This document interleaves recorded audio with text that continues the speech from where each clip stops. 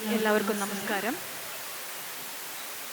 Kozhikode government arts and science കോളേജിൽ നടക്കുന്ന ACLF second edition സാഹിത്യോത്സവത്തിൽ വളരെ പ്രസക്തമായ ഒരു വിഷയം ചർച്ച ചെയ്യാനാണ് നമ്മളിന്നിവിടെ ഒത്തുചേർന്നിരിക്കുന്നത്. സാമൂഹിക സംരംഭകത്വവും സുസ്ഥിര വികസനവും നവകേരളത്തിനായിട്ടുള്ള കാഴ്ചപ്പാടുകൾ. ഇതാണ് ഈ ഒരു പാനൽ ഡിസ്കഷൻ്റെ പ്രമേയം. നമുക്കറിയാം, ലോകം ഇന്ന് കേവലമായ സാമ്പത്തിക വളർച്ചയ്ക്ക് പിന്നാലെ പോകുന്നതിന് പകരമായിട്ട് സമൂഹത്തെയും പരിസ്ഥിതിയെയും മുൻനിർത്തിക്കൊണ്ടുള്ള സുസ്ഥിരമായ വികസന മാതൃകകൾ, സസ്റ്റൈനബിൾ ഡെവലപ്മെൻറ്റ് മോഡലുകളാണ് സ്വീകരിക്കുന്നത്. നമ്മൾ കണ്ടിട്ടുള്ള പ്രളയവും മഹാമാരികളും കാലാവസ്ഥാ വ്യതിയാനങ്ങളൊക്കെ തന്നെ നമ്മളെ പഠിപ്പിച്ചു തന്നത് നമ്മൾ ഇത്രനാളും ഫോളോ ചെയ്ത് വന്നിട്ടുള്ള വികസന രീതികളിൽ കാര്യമായ തിരുത്തലുകൾ വേണം എന്ന് തന്നെയാണ്. ഇവിടെയാണ് സാമൂഹിക സംരംഭകത്വം അഥവാ സോഷ്യൽ ഓൺട്രപ്രനർഷിപ്പിൻ്റെ പ്രസക്തി വരുന്നത്. കേവലം ലാഭം മാത്രം നോക്കിക്കൊണ്ട് ബിസിനസ് ചെയ്യുന്ന ഒരു രീതിയിൽ നിന്നും മാറി സമൂഹത്തിലുള്ള സങ്കീർണമായ പ്രശ്നങ്ങൾ കണ്ടെത്തി അതിനുള്ള പരിഹാരങ്ങൾ കണ്ടെത്തിക്കൊണ്ട് ആ പരിഹാരത്തിലൂടെ സുസ്ഥിരമായിട്ടുള്ള ലാഭം നേടിയെടുക്കുന്ന ഒരു രീതിയാണ് സാമൂഹിക സംരംഭകത്വം. ഇന്ന് നമ്മളിവിടെ ചർച്ച ചെയ്യാൻ നോക്കുന്നത് സാമൂഹിക സംരംഭകത്വത്തിൻ്റെ ഒരു റോൾ അല്ലെങ്കിൽ ഒരു പ്രാധാന്യം എന്താണ്, നവകേരള നിർമ്മിതിയിലേക്കും അതേപോലെ സുസ്ഥിരമായിട്ടുള്ള ഒരു വികസനത്തിലേക്കും സാമൂഹിക സംരംഭകത്വത്തിൻ്റെ ഒരു കോൺട്രിബ്യൂഷൻ എന്താണ് എന്നാണ് നമ്മളിവിടെ ചർച്ച ചെയ്യാൻ നോക്കുന്നത്. ഈ ചർച്ചയിൽ വളരെ പ്രഗത്ഭരായ 3 വ്യക്തിത്വങ്ങളാണ് പങ്കെടുക്കുന്നത്. 3 പാനലിസ്റ്റുകളെ ഞാൻ പരിചയപ്പെടുത്താം. ഒന്നാമതായി, കേരള സർക്കാരിൻ്റെ സംരംഭകത്വവുമായിട്ട് ബന്ധപ്പെട്ടുള്ള പ്രത്യേകതരം നയങ്ങളും പദ്ധതികളും ഒക്കെ തന്നെ കൃത്യമായി അറിയുകയും നൂതനമായിട്ടുള്ള എല്ലാ മാറ്റങ്ങളെ പറ്റിയും കൃത്യമായ കാഴ്ചപ്പാടുകളുമുള്ള വ്യവസായ വാണിജ്യ വകുപ്പ് ജോയിന്റ് ഡയറക്ടർ ശ്രീ രഞ്ജിത് ബാബു. രണ്ടാമതായി, സംരംഭകത്വ മേഖലയിലുള്ള വെല്ലുവിളികളെ പറ്റി സംസാരിക്കാനും അതേപോലെ അവിടെയുള്ള സാധ്യതകളെ പറ്റിയൊക്കെ കൃത്യമായിട്ട് അവബോധമുള്ള Kerala state small industries association Kozhikode ജില്ലാ ഭാരവാഹി പ്രസിഡന്റ് ശ്രീ ഇഷാൻ കളത്തിങ്കൽ. മൂന്നാമതായിട്ട്, വിദ്യാഭ്യാസ സാങ്കേതിക മേഖലയിൽ ഒരു സംരംഭം ആരംഭിച്ച് അത് വിജയിച്ച് നിൽക്കുന്ന ഒരു പ്രതിഭയാണ് എജു ടെക്നീഷ്യ എന്ന സ്ഥാപനത്തിൻ്റെ CEO ശ്രീ മുഹമ്മദ് റഹീസ്. 3 പേരെയും വളരെ സ്നേഹപൂർവ്വം ഞാൻ ഈ ഒരു പാനൽ ചർച്ചയിലേക്ക് സ്വാഗതം ചെയ്യുന്നു. ഈ ഒരു ചർച്ചയുടെ ആമുഖമായിട്ട് 3 പാനലിസ്റ്റുകളെയും ഞാൻ വിഷയം അവതരിപ്പിക്കാൻ വേണ്ടി ക്ഷണിക്കുകയാണ്. ആദ്യമായിട്ട് ഞാൻ ക്ഷണിക്കുന്നു വ്യവസായ വകുപ്പ് joint director Shri Ranjith Babu sir.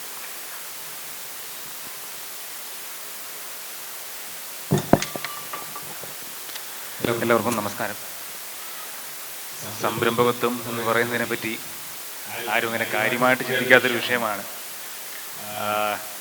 Interesting ആയിട്ടുള്ള ടോപ്പിക്കായിരുന്നു തൊട്ട് മുമ്പുണ്ടായിരുന്നത്. എല്ലാവരും ഇൻസ്റ്റയിൽ കാണുന്നു, എല്ലാവർക്കും യാത്ര ചെയ്യാൻ ഇഷ്ടമുള്ളവരാണ്. യാത്ര ചെയ്യാൻ ഇഷ്ടമില്ലാത്തവരുടെ ആരുമില്ല. വിദ്യാർത്ഥികൾ തൊട്ട് നമ്മൾ മരിക്കാൻ ഇരിക്കുന്നതിൻ്റെ അന്ന് വരെ നമ്മൾ യാത്ര ഇഷ്ടപ്പെടുന്നവരാണ്. സംരംഭത്വത്തിലേക്ക് കടന്നു വരിക എന്ന് പറയുന്നത് എല്ലാവരും പെട്ടെന്ന് ചിന്തിക്കുന്നൊരു കാര്യമല്ല. ഇച്ചിരി ബുദ്ധിമുട്ടാണ് എന്നുള്ളതുകൊണ്ടായിരിക്കാം നമ്മുടെ ഓഡിയൻസിൽ അല്പം കുറവാണ്. അപ്പോൾ ഉള്ളവരുടെ തന്നെ ആദ്യം ചോദ്യം ചോദിച്ചുകൊണ്ട് പതിയെ തുടങ്ങാം. ഒരുപാട് വലിയൊരു ടോപ്പിക്കാണ്. ഏറ്റവും കുഞ്ഞതായിട്ട് ഞാനൊന്ന് എൻ്റെ ഒരു ആമുഖം പറയാൻ വേണ്ടി ഞാൻ ശ്രമിക്കാം. ഇതിലിപ്പം വിദ്യാർത്ഥികളായിട്ടുള്ള കുറച്ച് പേരുണ്ട്. കുറച്ച് പേരുള്ളത് നിങ്ങളുടെ അംബീഷൻ എന്താണെന്നുള്ള ആരെങ്കിലും ഒരാളെങ്കിലും 1-2 പേര് പറഞ്ഞാൽ കൊള്ളാമായിരുന്നു. നിങ്ങൾ ഭാവിയിൽ എന്താവാൻ ആഗ്രഹിക്കുന്നു? ആരെങ്കിലും ഒരാൾ പറഞ്ഞാൽ അല്ല, ഇപ്പോഴത്തെ ഒരു ട്രെൻഡ് അനുസരിച്ചുള്ളതാണോ നിങ്ങളുടെ ചിന്തയെന്നുള്ളതാണ്. ഞാനൊക്കെ കോളേജിൽ നിന്ന് പഠിച്ചിറങ്ങിയിട്ട് ഏകദേശം ഒരു 4 നൂറ്റാണ്ട് അടുപ്പിച്ചാവാറാവുന്നു. 4 നൂറ്റാണ്ട് മുമ്പുള്ള സ്വപ്നങ്ങളല്ല, 4 നൂറ്റാണ്ട് കഴിയുമ്പോഴുള്ള സ്വപ്നങ്ങൾ. അപ്പോൾ ഒരുമാതിരിപ്പെട്ട എല്ലാവരും തന്നെ പഠിച്ചിറങ്ങി സെറ്റിലിംഗ് എബ്രോഡ് ഇല്ലേ, യൂറോപ്പ് ഇല്ല, ഇവിടെ തന്നെ ഒരാളെങ്കിലും പറഞ്ഞു. ബാക്കിയുള്ളവർ ഇല്ല. ആഗ്രഹങ്ങൾ നമ്മളെപ്പോഴും പറയണല്ലോ, ആഗ്രഹങ്ങൾക്ക് വേണ്ടിയാണ് നമ്മൾ എല്ലാവരും ജീവിക്കുന്നത്. തെറ്റോ ശരിയോ എന്നുള്ളതല്ല, എബ്രോഡ് പോകണമെന്നുള്ളതാണ്. യൂറോപ്പ് അല്ല, സമരം തുടങ്ങാൻ ആഗ്രഹമുള്ളവരുണ്ട്. ഫ്രണ്ടിലേക്ക് വരുന്നതിന് നമ്മൾ ആഗ്രഹിക്കുകയാണ്. വേറെ വേറെ ആരുമില്ല, വേറെ ആർക്കും അഭിപ്രായമേ ഇല്ലാത്തവരാണ്. വീട്ടുകാർ പറയുന്ന അഭിപ്രായം കേൾക്കാൻ ഉള്ളവരാണ്. അപ്പോൾ ഞാൻ ഭൂരിപക്ഷം കണ്ടിട്ടുള്ളതും മിക്കവാറും എല്ലാവരും ഇവിടെ നിന്ന് എങ്ങനെയും സ്ഥലം വിടുക, പുറത്തെത്തുക. പുറത്തെത്തിയിട്ടും നിങ്ങളവിടെ വർക്ക് ചെയ്യാനല്ലേ പോകുന്നത്, ഇല്ലേ? നിങ്ങൾക്ക് എബ്രോഡ് പോകാൻ പറ്റും, പക്ഷേ എബ്രോഡ് പോയി നിങ്ങൾക്കൊരു സംരംഭകനാകാൻ പറ്റുമോ എന്നുള്ളത് രണ്ടാമത്തെ കാര്യമാണ്. ബേസിക്കലി നിങ്ങൾ ഇവിടെ പോയാലും ആദ്യം വർക്ക് ചെയ്ത് തുടങ്ങണം. നിങ്ങളെല്ലാവരും വർക്ക് ചെയ്യാൻ പോകുന്നത് ഇവിടുത്തെ പോലെ എന്നെ പോലെ കേരള സർക്കാരിന് വേണ്ടിയോ അവിടുത്തെ സർക്കാരിന് വേണ്ടി ആയിരിക്കില്ല, ഇല്ലേ? You will be working for someone else, some multinational company or something else. എല്ലാവരും അവിടെ തന്നെ ആയിരിക്കും. എൻ്റെ കൂടെ പഠിച്ചവരും, ഞാൻ ബേസിക്കലി കമ്പ്യൂട്ടർ എഞ്ചിനീയറിംഗ് കഴിഞ്ഞാണ്. എൻ്റെ കൂടെ പഠിച്ചതിൽ നാട്ടിലുള്ളവർ വളരെ കുറവാണ്. ബാക്കി എല്ലാവരും തന്നെ almost are settled abroad, US, UK, etcetera etcetera etcetera. എല്ലാവരും അവിടെ ഏതെങ്കിലുമൊക്കെ മൾട്ടിനാഷണൽ കമ്പനിയിൽ വർക്ക് ചെയ്യുകയാണ്. ഈ വർക്ക് ചെയ്യുന്ന എല്ലാവരും ഏതെങ്കിലും മൾട്ടിനാഷണലിന് വേണ്ടി തന്നെയാണ് വർക്ക് ചെയ്യുന്നത്. അപ്പോൾ അവരുടെ എല്ലാവരും പ്രോഡക്ട്സ് വിറ്റ് പോയാലല്ലേ ഇവർക്ക് എല്ലാവർക്കും ഉപജീവനമുള്ളൂ. ലോകത്തിലെ ഏറ്റവും വലിയ മാർക്കറ്റ് ഏതാ? Biggest market in the world. Guess ചെയ്യാതെ പറയാം, ഗസ് ചെയ്ത് പറയാം, എന്തും പറയാം. ഓൺലൈൻ മാർക്കറ്റ് ഇല്ല. ഓൺലൈൻ മാർക്കറ്റിന് മാർക്കറ്റാണ്. ഈ മാർക്കറ്റ് നല്ലൊരു ഫിസിയോളജിക്കലായിട്ടുള്ളൊരു ഫിസിക്കലി ഒരു ബൗണ്ടറി ഉണ്ടല്ലോ. നമ്മൾ രാജ്യങ്ങൾ ഏറ്റവും വലിയ മാർക്കറ്റുള്ള രാജ്യം ഏതാ? ചൈന. ഓക്കെ, അത് കഴിഞ്ഞാൽ ജനസംഖ്യ വൈസ് ആരാണ് ഇപ്പോൾ ഏറ്റവും മുമ്പിൽ? വലിയ താമസമില്ല, നമ്മൾ ചൈനയൊക്കെ പുറകിലാക്കി നമ്മൾ മുമ്പിൽ കയറി പോകും. ലോകത്തിന്റെ മാർക്കറ്റ് നിങ്ങൾ ഈ ഇരിക്കുന്ന ഈ രാജ്യമാണ്. നിങ്ങൾ ഏത് രാജ്യത്ത് പോയി ഏത് കമ്പനിക്ക് വർക്ക് ചെയ്ത് കഴിഞ്ഞാലും അവരുടെ പ്രോഡക്റ്റ് വിറ്റഴിക്കാൻ പോകുന്ന ഏറ്റവും വലിയ മാർക്കറ്റ് ഇവിടെയാണ്. ഇവിടം കഴിഞ്ഞേ ഉള്ളൂ. ചൈനയൊന്നും എന്താണ് യൂറോപ്യൻ കൺട്രീസിന്റെ വലിയൊരു മാർക്കറ്റൊന്നുമല്ല. അവർക്ക് തന്നെയുള്ള പ്രോഡക്ട്സ് ഉണ്ട്. പക്ഷേ പുറത്തുനിന്നുള്ള ഏത് കമ്പനിയെ സംബന്ധിച്ചുള്ള ഏത് മൾട്ടിനാഷണൽ കമ്പനിയുടെയും ബേസിക് ആയിട്ടുള്ള ഏറ്റവും വലിയ മാർക്കറ്റ് ഈ ഇന്ത്യയാണ്. ഈ ഇന്ത്യയിൽ വരുന്ന പ്രോഡക്ട്സ് തന്നെയാണ് നിങ്ങൾ US പോയാലും UK പോയാലും എവിടെ പോയാലും ഇവിടെ വിറ്റഴിക്കുന്ന പ്രോഡക്ട്സിന് വേണ്ടിയുള്ള പണിയാണ് അവിടെ നിന്ന് ചെയ്യുന്നത്. കമ്പനീസ് നിങ്ങളെ വിൽക്കുന്നു, കാശുണ്ടാക്കുന്നു. അതിൻ്റെ നിസ്സാരമായിട്ടുള്ള തുക നിങ്ങൾക്ക് അവിടുത്തെ സ്റ്റാൻഡേർഡ്സ് അനുസരിച്ച് ശമ്പളമായിട്ട് തരുന്നു. നിങ്ങൾ ഇവിടെ നിന്ന് പറിച്ചെറിയപ്പെടുന്നു, പുറത്താണ്. നിങ്ങളുടെ നാടും വീടും പേരും എല്ലാം ഇവിടെ തന്നെയാണ്. കുറച്ച് മുമ്പ് കേരളം വിട്ടുപോയാൽ ഉള്ള നാഷണൽ ജേണിയുടെ കാര്യത്തിൽ നേരത്തെ ഇരുന്ന ആൾ പറഞ്ഞിട്ട് പോയതല്ല, 10 ദിവസം കഴിഞ്ഞാൽ തിരിച്ചു വരാൻ തോന്നുന്നു എന്നുള്ളതാണ്. അത് എല്ലാവരുടെയും ബേസിക് ആയിട്ടൊരു ഫീലിംഗ് ആണ്. അപ്പോൾ നിങ്ങൾ എവിടെ പോയി കഴിഞ്ഞാലും വർക്ക് ചെയ്യാൻ പോകുന്നത് ഇവിടെ വിറ്റഴിക്കാൻ പോകുന്ന പ്രോഡക്റ്റിനും ഇവിടെ ഉള്ള മാർക്കറ്റിനും വേണ്ടിയാണ് നിങ്ങൾ പണിയെടുക്കുന്നത്. അതേ സംഭവം നിങ്ങൾക്ക് ഇന്ത്യയിൽ നിന്നോ ഈ നാട്ടിൽ നിന്ന് ചെയ്യണമോ വേണ്ടയോ എന്നുള്ളത് മാത്രമാണ്. സംരംഭകത്വത്തിലേക്ക് നിങ്ങൾ കടന്നു വരണോ വേണ്ടയോ എന്നുള്ളതിൻ്റെ ബേസിക് ആയിട്ട് എനിക്ക് നിങ്ങളുടെ മുന്നിൽ വെക്കാനുള്ളൊരു ചോയ്സ് എന്ന് പറയുന്നത്. നിങ്ങൾ എവിടെ പോയാലും ഇതിലും വലിയൊരു മാർക്കറ്റില്ല, ഇതിലും വലിയൊരു ഓപ്പർച്യൂണിറ്റി നിങ്ങൾക്കില്ല, ഇതിലും വലിയൊരു അവസരം ലോകത്ത് ഒരിടത്തും കിട്ടാൻ പോകുന്നില്ല. അതിൽ നിങ്ങളുടെ ഷെയർ എത്രയാണ് നിങ്ങൾ തീരുമാനിക്കുക എന്നുള്ളതാണ് ഒന്നാമത്തെ കാര്യം. രണ്ടെന്ന് പറയുന്നത് സുസ്ഥിരമായിട്ടുള്ള വികസനം. നമ്മുടെ എക്കോണമി എന്ന് പറയുന്നത്, നമ്മുടെ നാടെന്ന് പറയുന്നത് നമ്മളെപ്പോഴും പറയും പോക്കുകൾ വ്യവസായങ്ങൾക്ക് വേണ്ടി പറ്റിയതല്ല എന്ന് തന്നെയാണ് എൻ്റെ അഭിപ്രായം, ഗവൺമെൻറ്റിൻ്റെ അഭിപ്രായം. അതുകൊണ്ട് 2023 സംസ്ഥാന സർക്കാർ കൊണ്ടുള്ള ഇൻഡസ്ട്രിയൽ പോളിസി ഉണ്ട്. ആ പോളിസിയുടെ ഭാഗമായിട്ട് വന്നിട്ടുള്ളത് ഒരു 30ഓളം ഒബ്ജക്റ്റീവ്സ് അതിൻ്റെ അകത്തുണ്ട്, ലക്ഷ്യങ്ങൾ. ആ 30 ഒബ്ജക്റ്റീവ്സിനെ 7 പില്ലേഴ്സായിട്ട് 7 തരമായിട്ട് തരംതിരിച്ചിട്ടുണ്ട്. അതിൽ ഓരോന്നിൻ്റെയാണ് ഈ പറഞ്ഞിട്ടുള്ള ഒബ്ജക്റ്റീവ്സ് എല്ലാം. അതിൽ പ്രയോറിറ്റി സെക്ടേഴ്സും പറഞ്ഞിട്ടുണ്ട്. പ്രയോറിറ്റി സെക്ടേഴ്സിൻ്റെ അകത്ത് ഒരു സ്ഥലത്തും തന്നെ നമുക്ക് അനുയോജ്യമല്ലാത്ത ഒരു വ്യവസായത്തിനെ പറ്റിയും പറയുന്നില്ല. എല്ലാം ന്യൂ ഇയർ ടെക്നോളജി ബേസ്ഡ് ആയിട്ടുള്ളതും സ്ഥലം വളരെ കുറച്ചായിട്ടുള്ളതും മിനിമം കാർബൺ എമിഷൻ വരുന്നതുമായിട്ടുള്ള വ്യവസായങ്ങളെ പറ്റിയാണ് സംസ്ഥാന സർക്കാർ പ്ലാൻ ചെയ്യുന്നതും. ഇപ്പോൾ ഗവൺമെൻറ് എന്ന് പറയുമ്പോഴത്തേക്കിനും ഭരണങ്ങൾ മാറി വന്നിരിക്കും എല്ലാം സംബന്ധിച്ചു. പക്ഷേ നയം എന്ന് പറയുന്നത് ഒരു സർക്കാർ വെച്ചിട്ട് പോകുന്നത് ഫോളോ ചെയ്യുക എന്നുള്ളതാണ്. കഴിഞ്ഞ 50-60 കൊല്ലമായിട്ട് നമ്മൾ നടത്തി വരുന്നൊരു പോളിസി എന്ന് പറയുന്നത് അത് തന്നെയാണ് ഇനി മുന്നോട്ട് പോകാൻ പോകുന്നത്. അപ്പോൾ ആ ഒരു മാറ്റം എന്ന് പറയുന്നത് തീർച്ചയായിട്ടും കഴിഞ്ഞൊരു 12-14 കൊല്ലമായിട്ട് വന്ന മാറ്റങ്ങളിൽ പെടുന്നതാണ്. ഒരു 14 കൊല്ലം മുന്നെയാണ് നമ്മൾ ഈസ് ഓഫ് ഡൂയിങ് ബിസിനസിന്റെ ഭാഗമായിട്ട് മാറ്റങ്ങൾ വരുന്നതിനെ പറ്റി ചിന്തിച്ചു തുടങ്ങിയത്. അതിനുവേണ്ടി റൂൾസ് മാറ്റി ഒരുപാട് നിയമങ്ങൾ മാറ്റം കൊണ്ടുവന്നു കഴിഞ്ഞു. നിങ്ങൾക്കൊരു സംരംഭം തുടങ്ങണമെന്നുണ്ടെങ്കിൽ പല ഓഫീസുകൾ കയറി ഇറങ്ങുക എന്നുള്ള പ്രശ്നത്തിനെ തന്നെ ഒഴിവാക്കി നിങ്ങൾക്കൊരു ഓൺലൈനായിട്ടൊരു സെൽഫ് സർട്ടിഫിക്കേഷൻ എടുത്തു കഴിഞ്ഞാൽ പഞ്ചായത്ത് ലൈസൻസ് എടുക്കുന്നതിൽ 3.5 കൊല്ലത്തേക്കിന് നിങ്ങൾക്ക് ഇളവാണ്. 3.5 കൊല്ലം കംപ്ലീറ്റ് ചെയ്യുന്ന മുറയ്ക്ക് മാത്രം നിങ്ങൾ പഞ്ചായത്ത് ലൈസൻസ് എടുത്താൽ മതി. പക്ഷേ സെൻട്രൽ ആക്ട് പെട്ടിട്ടുള്ള ചില ലൈസൻസുകൾ എടുക്കേണ്ടി വരും. അത് നമുക്ക് കേരള സംസ്ഥാന സർക്കാരിൻ്റെ നിയമാവലിക്ക് പുറത്തായതുകൊണ്ടുള്ളതാണ്. അപ്പോൾ അതുപോലെയുള്ള മാറ്റങ്ങൾ ധാരാളമായിട്ട് വന്നുകൊണ്ടിരിക്കുന്നു. എപ്പോഴും സപ്പോർട്ട് സിസ്റ്റം എന്ന് പറയുന്നതാണ് ഏറ്റവും പ്രധാനപ്പെട്ട കാര്യം.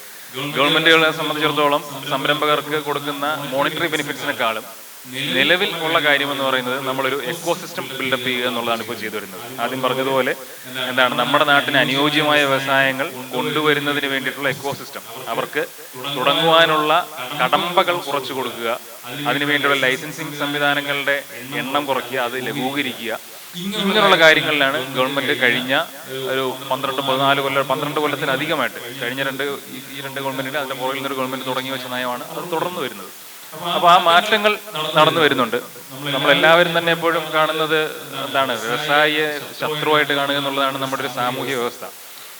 കേരളത്തിനെ പറ്റി നേരത്തെ സംസാരിച്ചതിന്റെ ബാക്കി തന്നെയാണ് എനിക്ക് വീണ്ടും പറയാനുള്ളത്. നമ്മുടെ നാട്ടിന്റെ പ്രത്യേകത, നമുക്ക് വിദ്യാഭ്യാസം നമുക്ക് കൂടുതലാണ്, വളരെയധികം വിദ്യാഭ്യാസം, നമുക്ക് പൗരബോധം കൂടുതലാണ്, നിയമങ്ങളെ പറ്റിയുള്ള പരിജ്ഞാനം നമുക്ക് കൂടുതലാണ്, നമുക്ക് കിട്ടേണ്ടുന്ന പരിരക്ഷകളെ പറ്റി നമുക്ക് ഭയങ്കരമായിട്ടുള്ള ജ്ഞാനമാണ്. അപ്പൊ അതുകൊണ്ട് തന്നെ ഒരു സംഭവം തുടങ്ങുന്നതിന് എതിരെ തിരിയുന്ന ആൾക്കാർ എപ്പോഴും കൂടുതലായിരിക്കും. അപ്പോൾ നിങ്ങൾ സിനിമകൾ ഇപ്പോഴത്തെ കാലത്തുള്ള സിനിമ നോക്കിക്കഴിഞ്ഞാൽ അറിയാം, പഴയ കാലത്തുള്ള സിനിമകളിൽ എപ്പോഴും എന്താണ്, നായകൻ എന്ന് പറയുന്ന തൊഴിലാളിയും വില്ലൻ എന്ന് പറയുന്ന മുതലാളിയുമായിരിക്കും. ഏത് സിനിമ, പഴയ പ്രേം നസീറിന്റെ കാലം തൊട്ടുള്ള സിനിമകൾ എടുത്തു കഴിഞ്ഞാൽ എല്ലാത്തിലതാണ് ഏറ്റവും അവസാനം എല്ലാവരും എപ്പോഴും പറഞ്ഞ ക്ലാസിക്കൽ എക്സാമ്പിൾ മിഥുനമാണ്. മിഥുനം സിനിമയാണ് നമ്മളൊരു വ്യവസായത്തിനെ പറ്റി എപ്പോഴുമുള്ള നമ്മുടെ ഒരു ഔട്ട്ലുക്ക് എന്ന് പറയുന്നത് തന്നെ അതാണ്. അതൊക്കെ ഒരുപാട് മാറിപ്പോയി. അതിനെപ്പറ്റി സംസാരിക്കാൻ പറ്റുന്ന ആൾ ഇവിടെ ഉണ്ട്, KSSAയുടെ വ്യവസായമുള്ള ഭാഗത്തു നിന്നുള്ള പ്രതിനിധി തന്നെ ഉണ്ട്. അപ്പോൾ അദ്ദേഹം സംസാരിക്കുമ്പോൾ അതിനെപ്പറ്റി വളരെ വിശദമായിട്ട് സംസാരിക്കും. അപ്പോൾ ഈ പറഞ്ഞ ഒരു എക്കോസിസ്റ്റം കൊണ്ടുവരികയും ആ എക്കോസിസ്റ്റത്തിനെ ബിൽഡപ്പ് ചെയ്ത് സംരംഭകർക്ക് വേണ്ടിയുള്ള സഹായങ്ങൾ ചെയ്തു കൊടുക്കുക എന്നുള്ളതാണ് ഗവൺമെന്റ് ചെയ്തു വരുന്ന പ്രധാനപ്പെട്ടൊരു നയത്തിലുള്ള മാറ്റം, സ്കീംസിലുള്ള മാറ്റം. ബാക്കി മോണിറ്ററി സ്കീംസിനെ പറ്റി ഒന്നിനെ പറ്റി ഞാൻ പറയുന്നില്ല, അതൊക്കെ എന്താണ് പിന്നാലെയുള്ള കാര്യങ്ങളാണ്. നിങ്ങൾ ഒരിക്കൽ ഒരു സംരംഭം തുടങ്ങി അത് മുന്നോട്ട് പോയാൽ മാത്രമാണ് പിന്നെ അതിൻ്റെ അതിൽ മോണിറ്ററി ബെനിഫിറ്റ്സിന്റെ കാര്യം വരുന്നുള്ളൂ. അപ്പോൾ ഈ ഒരു മാറ്റം എവിഡന്റ് ആയിട്ടുള്ളതാണ്. കഴിഞ്ഞ 2 കൊല്ലവും നമ്മൾ ഈസ് ഓഫ് ഡൂയിങ് ബിസിനസിന്റെ ഇൻഡെക്സിന്റെ നമ്മൾ ഏറ്റവും കൂടുതൽ നിയമങ്ങളിൽ മാറ്റം വരുത്തിയതിന്റെ ഭാഗമായിട്ടുള്ള നമ്മൾ എന്താണ് ഫ്രണ്ട്ലി ആയിട്ടുള്ളൊരു നിയമങ്ങൾ കൊണ്ടുവന്നതിന്റെ ഭാഗത്ത് നിന്ന് 2 കൊല്ലമായിട്ട് നമ്മൾ അതിൽ 1ാം റാങ്കിങ്ങിലാണ് തുടർന്നു വരുന്നത്. The place of the Kerala state എന്ന് പറയുന്നത് മറ്റു സ്റ്റേറ്റുകളെക്കാൾ ഏറ്റവും മേളിലാണ്. അപ്പൊ ആ മാറ്റം എന്ന് പറയുന്നത് തുടർന്ന് പോവുക തന്നെ ചെയ്യും. അപ്പൊ തുടർന്ന് പോകുന്ന മാറ്റത്തിലേക്ക് എന്താണ്, യുവജനങ്ങൾ അതിലേക്ക് കടന്നു വരണം. നിലവിലുള്ള സംരംഭകർക്ക് കടന്നു പോകാനും അവർക്ക് വളർച്ചയിലേക്ക് കടന്നു പോകാനും പറ്റണം. MSME എന്നാണ് നോമൻക്ലേച്ചർ പറയുന്നത്, സൂക്ഷ്മ ചെറുകിടത്തരം, micro small and medium enterprises. അതില് മൈക്രോ ആയിട്ട് തുടങ്ങുന്ന ഒരാള് അടുത്ത സ്മോളിലേക്കും മീഡിയത്തിലേക്കും അവർ അപ്ഗ്രേഡ് ചെയ്യാൻ പറ്റണമെന്നുള്ളത് തന്നെയാണ് കേന്ദ്ര സർക്കാരായാലും കേരള സർക്കാരായാലും എല്ലാ സർക്കാരുകളുടെയും നയം. അതിനുവേണ്ടി എല്ലാ സർക്കാരുകളും ചെയ്തു വരുന്നത് സംരംഭകർക്ക് ഫ്രണ്ട്ലി ആയിട്ടുള്ള റൂൾസ് കൊണ്ടുവരിക എന്നുള്ളതാണ്. അത് തീർച്ചയായിട്ടും മാറ്റം വന്നുകൊണ്ടിരിക്കുകയാണ്. അത് ഇനിയും മുന്നോട്ട് തുടർന്ന് പോയിക്കൊണ്ട് തന്നെ ഇരിക്കും. അപ്പോൾ അതിൽ നിങ്ങളുടെ ഷെയർ എത്രയാണെന്ന് അടുത്ത് വരുന്ന തലമുറ, മാർക്കറ്റിന്റെ ഷെയർ നിങ്ങളുടെ കയ്യിൽ എത്ര വേണം തീരുമാനിക്കുക എന്നുള്ളതാണ് പ്രധാനപ്പെട്ട ഒരു വിഷയം. അത്രയും മാത്രം ജ്ഞാപകമായിട്ട് പറയുന്നു. ഓക്കെ. അടുത്തതായി കേരള സ്റ്റേറ്റ് സ്മോൾ ഇൻഡസ്ട്രീസ് അസോസിയേഷൻ്റെ കോഴിക്കോട് ജില്ലാ പ്രസിഡന്റ് ശ്രീ ഇഷാഖ് കളത്തിങ്കൽ. അദ്ദേഹം വ്യവസായ സംഘടനയുടെ തലപ്പത്തിരിക്കുന്ന വ്യക്തിയാണ്. അപ്പോൾ തീർച്ചയായും സംരംഭകർ അനുഭവിക്കുന്ന വെല്ലുവിളികളെ പറ്റിയൊക്കെ തീർച്ചയായിട്ടും സംസാരിക്കാൻ അദ്ദേഹത്തിന് സാധിക്കും. ഇതുകൂടാതെ KSSI പുതിയ തലമുറയിലുള്ള സംരംഭകർക്കായിട്ട് ഏതൊക്കെ തരത്തിലുള്ള സഹായങ്ങളാണ് ചെയ്യുന്നത്?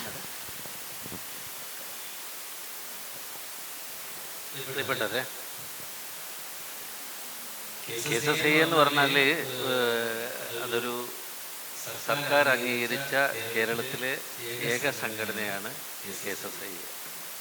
സർക്കാരിൻ്റെ 43ഓളം കമ്മിറ്റികളിൽ ഞങ്ങൾക്ക് പ്രാതിനിധ്യമുണ്ട്. കഴിഞ്ഞ 64 വർഷമായിട്ട് പ്രവർത്തിക്കുന്ന ഒരു സംഘടനയാണ്. അപ്പോൾ എനിക്കറിയാം, നമ്മുടെ കേരളത്തിൽ, രാജ്യത്ത് തന്നെ നമ്മൾ ഈ വ്യവസായ മേഖലയിലേക്കൊക്കെ നമ്മൾ കടന്നു വന്നത് വളരെ വൈകിയാണ്. കേരളത്തിൽ തന്നെ നമുക്ക് പരമ്പരാഗതമായ പഴയ വ്യവസായങ്ങളെ കുറിച്ചിട്ടോ സംരംഭത്തെക്കുറിച്ചോ ഒക്കെ പറയുകയാണെങ്കിൽ അത്തരം പഴയ സംരംഭങ്ങളൊന്നും നമുക്ക് എന്താണ്, നമുക്ക് കളിമണ്ണ് കൊണ്ട് നമ്മൾ പാത്രങ്ങൾ ഉണ്ടാക്കുക, അങ്ങനെയൊക്കെയുള്ള ചെറിയ ചെറിയ കയറ് വ്യവസായങ്ങൾ, അത്തരത്തിലുള്ള സംരംഭങ്ങൾക്കായിരുന്നു നേരത്തെ നമുക്ക് ഉണ്ടായിരുന്നത്. അപ്പം അതിൽ നിന്നൊക്കെ ഒരു വലിയ മാറ്റം, ഒരു കാലഘട്ടത്തിൻ്റെ മാറ്റം എന്ന് പറയുന്ന മാതിരി നമ്മളത് വൈകിയാണ് നമ്മൾ ആ മേഖലയിലേക്ക് എത്തുന്നത്. അപ്പം അതിനുശേഷം ഒരുപാട് നമ്മളിപ്പോൾ പറയാം, നമ്മൾ ലോകം നമ്മുടെ കൈപ്പിടിയിലാണെന്ന് പറഞ്ഞ മാതിരി നമ്മുടെ കയ്യിൽ കൊണ്ടു കിടക്കുകയാണ്. അപ്പോൾ അത്രയും ചെറുതായി മാർക്കറ്റൊക്കെ നമ്മുടെ കയ്യിലിരിക്കുന്നു. അപ്പോൾ അങ്ങനെയുള്ളൊരു ഞാനൊക്കെ ഇൻഡസ്ട്രി തുടങ്ങുന്ന കാലത്തൊക്കെ ഉള്ളതിൽ നിന്നും എത്രയോ നമുക്കത് ചിന്തിക്കാൻ പോലും പറ്റാത്ത മാറ്റങ്ങളാണ് ഇന്ന് ഉണ്ടായിക്കൊണ്ടിരിക്കുന്നത്. അപ്പം എന്നെ സംബന്ധിച്ചിടത്തോളം നിങ്ങളുടെ അടുത്ത് ഇവിടെ കുറേ കുട്ടികളുടെ അടുത്ത് ചോദിച്ചു എവിടെയാണ് സംരംഭം അല്ലെങ്കിൽ എന്തെങ്കിലും ചെയ്യാൻ ആഗ്രഹിക്കുന്നത്. പലരും വിദേശത്താണ് അവരുടെ ചോയ്സ് അതാണ്. കുറ്റപ്പെടുത്തല്ല. എൻ്റെ മകന് UK-യിലൊരു യൂണിവേഴ്സിറ്റിയിൽ പഠിക്കുന്നുണ്ട്. അയാൾ 5ാമത്തെ വർഷമാണ്. അയാൾ ഓണ്ടർപ്രണർഷിപ്പാണ് പഠിക്കുന്നത്. അയാളുടെ അടുത്ത് ഞാൻ നാട്ടിൽ എന്തെങ്കിലും ഒരു ആശയത്തിനെ കുറിച്ചിട്ട് നാടുണ്ട്, നാട്ടിൽ ശരിയാവില്ല, ഇതാണ്. അപ്പോൾ നമ്മൾ അങ്ങനെ തന്നെ ശിക്ഷണത്തിൽ വളർത്തിയിട്ടും മക്കളുടെ മനോഭാവം അങ്ങനെയാണ്. ആ മനോഭാവം നമ്മളെ ശരിക്കും ഭയപ്പെടുത്തേണ്ടതാണ്. കാരണം വെച്ചാൽ നമ്മുടെ നാട്ടിൽ, നമ്മുടെ ഇന്ത്യയിലെ സമ്പദ് വ്യവസ്ഥയിൽ 30% കോൺട്രിബ്യൂട്ട് ചെയ്യുന്നൊരു മേഖലയാണ് MSME മേഖല. അപ്പം ഈ മേഖല ഇല്ലാതായി കഴിഞ്ഞാൽ നമ്മുടെ രാജ്യത്തിൻ്റെ അവസ്ഥ എന്താവും? അപ്പോൾ അതേക്കുറിച്ച് കൂടി നമ്മൾ വളരെ ഗൗരവത്തിൽ ചിന്തിക്കണം. കാരണം വെച്ചാൽ നമ്മുടെ നാട്ടിൽ എന്തെങ്കിലുമൊക്കെ വളർച്ച വരണമെന്നുണ്ടെങ്കിൽ, നമ്മുടെ നാട്ടിൽ എന്തെങ്കിലും മാറ്റങ്ങൾ വരണമെന്നുണ്ടെങ്കിൽ സംരംഭങ്ങൾ ഉണ്ടാവണം.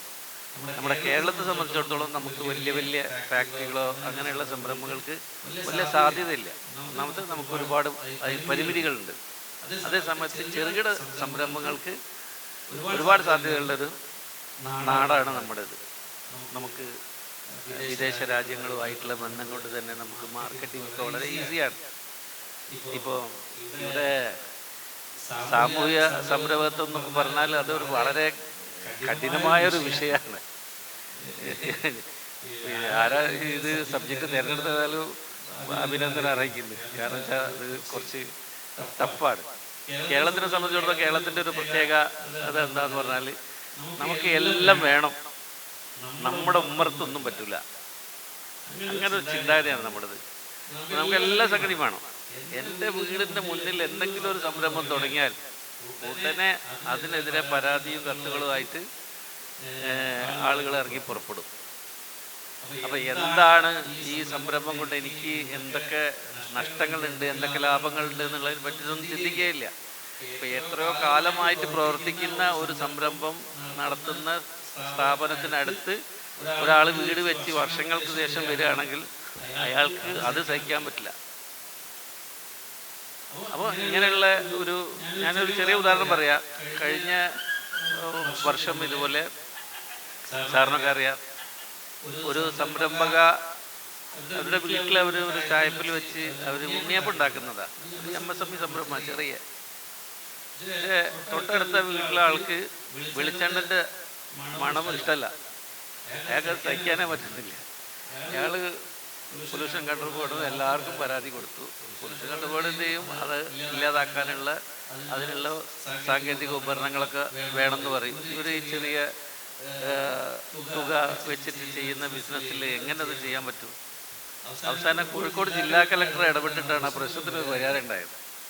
അപ്പോൾ ഇത് നമ്മുടെ ഒരു മൈൻഡ് സെറ്റാണ്. ഇതാണ് നമ്മുടെ നാട്ടിൽ മാറേണ്ടത്.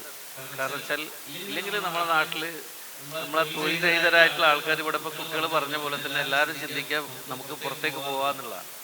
അപ്പം നമ്മുടെ നാട്ടിൽ തന്നെ കൂടുതൽ കൂടുതൽ സംരംഭങ്ങൾ വരണം. ഇപ്പോൾ വളരെ കാലത്തെ നമ്മുടെ മുറവിളിയുടെ ഫലമായി ഇപ്പോൾ എല്ലാ സംഗതികളും ഓൺലൈനിലാണ് കാര്യങ്ങളൊക്കെ. ഇപ്പോൾ ഒരു രേഖയും കൊടുക്കാതെ തന്നെ നമുക്കൊരു സംരംഭം ആരംഭിക്കാൻ കഴിയും. 3.5 വർഷം കഴിഞ്ഞിട്ട് നമ്മൾ രേഖകളൊക്കെ സബ്മിറ്റ് ചെയ്താൽ മതി.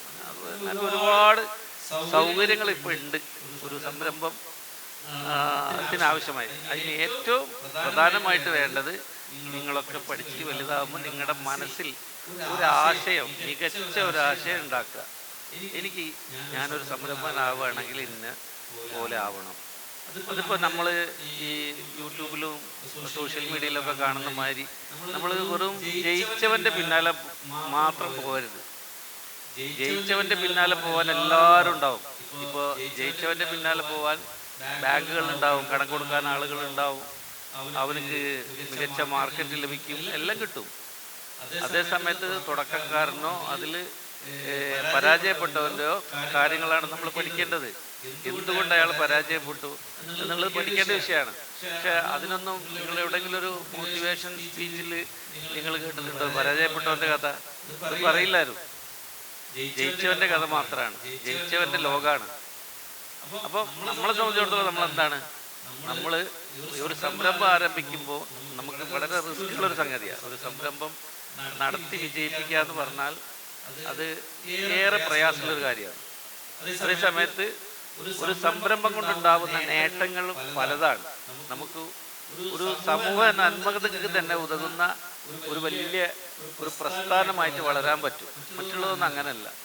അപ്പോൾ അതിൽ ഇപ്പോൾ വാണിജ്യ മേഖലയിലൊക്കെ കുറേ ആളുകൾ ഇപ്പോൾ ധാരാളമായിട്ട് വരുന്നുണ്ട്. പക്ഷെ അതിനേക്കാളും ഏറ്റവും കൂടുതൽ നമുക്ക് നാടിന് ഗുണമുള്ളത് ഇതുപോലുള്ള ചെറുകിട സംരംഭങ്ങൾ ആരംഭിക്കുന്നതാണ്.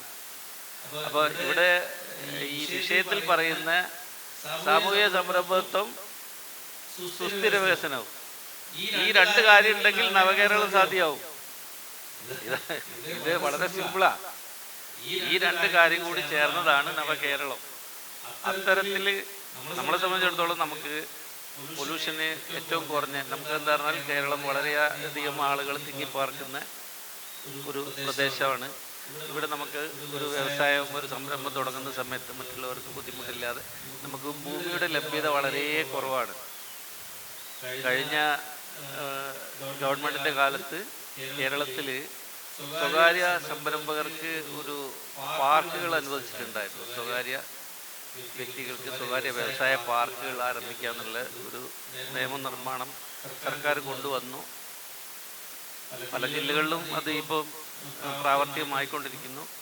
കോഴിക്കോട് ജില്ലയിൽ ഞാൻ പ്രസിഡൻ്റായിരിക്കുന്ന കമ്മിറ്റി കഴിഞ്ഞ 3 വർഷമായിട്ട് വളരെ അധികം പ്രയാസപ്പെട്ട് കൂടി നടന്നിട്ടും ഈ കാര്യം സാധിച്ചില്ല. കഴിഞ്ഞ ദിവസം നമ്മുടെ ബഹുമാനപ്പെട്ട വ്യവസായ വകുപ്പ് മന്ത്രിയുടെ തന്നെ ഞാൻ അതിൽ ക്ഷമാപണം നടത്തിയിരിക്കുകയാണ്.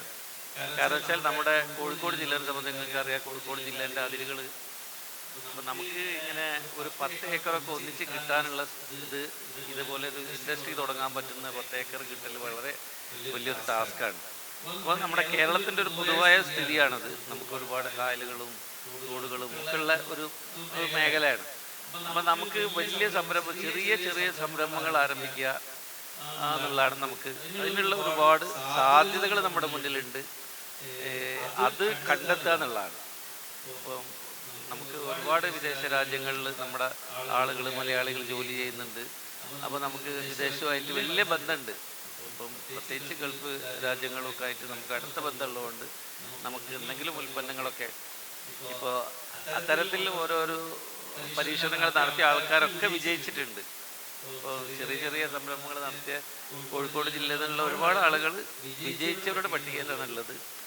അപ്പം എന്തായാലും ഒരു മികച്ച, അങ്ങനെ ഒരു സ്വപ്നം നിങ്ങൾക്ക് ഉണ്ടായിരിക്കട്ടെ, ഒരു മികച്ച സംരംഭകനാവണം എന്നുള്ള.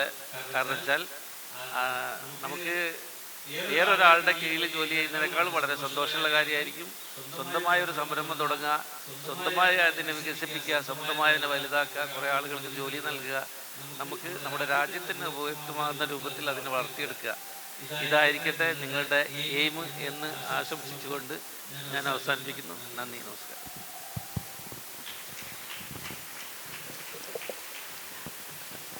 അടുത്തതായി ശ്രീ മുഹമ്മദ് റയീസ്. സാങ്കേതിക വിദ്യാഭ്യാസ മേഖലയിൽ ഉപയോഗിച്ച് അവിടെ ഒരു സംരംഭകത്വത്തിൻ്റെ മികവ് തെളിയിച്ച ഒരാളാണ് മുഹമ്മദ് റയീസ്. അപ്പോൾ എങ്ങനെയായിരുന്നു അങ്ങയുടെ ഒരു ചുവടുവെപ്പ്, ഈ സംരംഭകത്വ മേഖലയിലേക്കുള്ള ചുവടുവെപ്പ് എങ്ങനെയായിരുന്നു? എപ്പോഴാണ് അങ്ങ് ഇങ്ങനെയൊരു തീരുമാനം എടുത്തത്? First of all thank you for the opportunity. എനിക്ക് തോന്നുന്നു ഞാൻ രഞ്ജിത്ത് സാറ് പറഞ്ഞ സംഗതികൾ കേൾക്കുമ്പോൾ സാറും ഇഷാഖ് സാറും പറഞ്ഞൊരു സംഗതിയുടെ ആ ഒരു സ്റ്റാർട്ടപ്പ് ഇക്കോസിസ്റ്റം കേരളത്തിൽ എത്ര മനോഹരമായിട്ട് നടന്നു പോകുന്നു എന്നുള്ളതിൻ്റെ ഏറ്റവും വലിയ ഒരു ഗുണഭോക്താവാണ് സത്യം പറഞ്ഞാൽ ഞങ്ങളുടെ കമ്പനി എന്നുള്ളത്. പ്രത്യേകിച്ച് ഒരു ഈസ് ഓഫ് ഡൂയിങ് ബിസിനസ് എന്നുള്ള പുതിയ ഇനീഷ്യേറ്റീവ്സിനൊക്കെ ഭാഗമായിട്ട് പിന്നെ കേരള സ്റ്റാർട്ടപ്പ് മിഷൻ പ്രത്യേകിച്ച് പിന്നെ പ്രൊവൈഡ് ചെയ്യുന്ന ഒരുപാട് ഫെസിലിറ്റീസിലൂടെ വളർന്നു വന്നിട്ടുള്ള സ്റ്റാർട്ടപ്പാണ് ഞങ്ങളുടേത്. 2021 ഞാനും എൻ്റെ വൈഫ് ഫാത്തിമ ബരീദയും കൂടെ ഒന്നിച്ചാണ് പിന്നെ ഈ ഒരു എഡ്യൂടെക്നേഷ്യ എന്നുള്ളൊരു ഫേം സ്റ്റാർട്ട് ചെയ്തത്. ഒരു AI റോബോട്ടിക്സ് എന്നുള്ള രീതിയിൽ വർക്ക് ചെയ്യുന്ന ഒരു ഫേം എന്നുള്ള രീതിയിലാണ് ഇനിഷ്യലി നമ്മൾ സെറ്റപ്പ് ചെയ്യുന്നത്. അതിൽ പ്രത്യേകിച്ച് ഇപ്പം ChatGPT, ജെമിനി തുടങ്ങിയിട്ടുള്ള ഒരുപാട് AI ടൂൾസ് നമ്മളൊക്കെ ഉപയോഗിക്കുന്നതാണ്. നേരത്തെ രഞ്ജിത്ത് സാറിനെ സൂചിപ്പിച്ചു ഇന്ത്യ എന്നുള്ള വലിയൊരു മാർക്കറ്റിനെ കുറിച്ച്. ChatGPT, ജെമിനി എന്നുള്ള 2 പ്രൊഡക്റ്റും ഒരു വർഷത്തേക്ക് ഫ്രീ ആയിട്ട് ലോകത്തിന് പിന്നെ നൽകിയിട്ടുള്ള ഒരേ ഒരു രാജ്യം എന്നുള്ളത് അത് നമ്മുടെ ഇന്ത്യയാണ്. അതിൻ്റെ പ്രധാനപ്പെട്ട റീസൺ എന്നുള്ളത് നിങ്ങൾക്ക് അറിയാമെന്ന് ഞാൻ വിചാരിക്കുന്നു. ഇന്ത്യക്കാരുടെ ഡാറ്റയാണ്.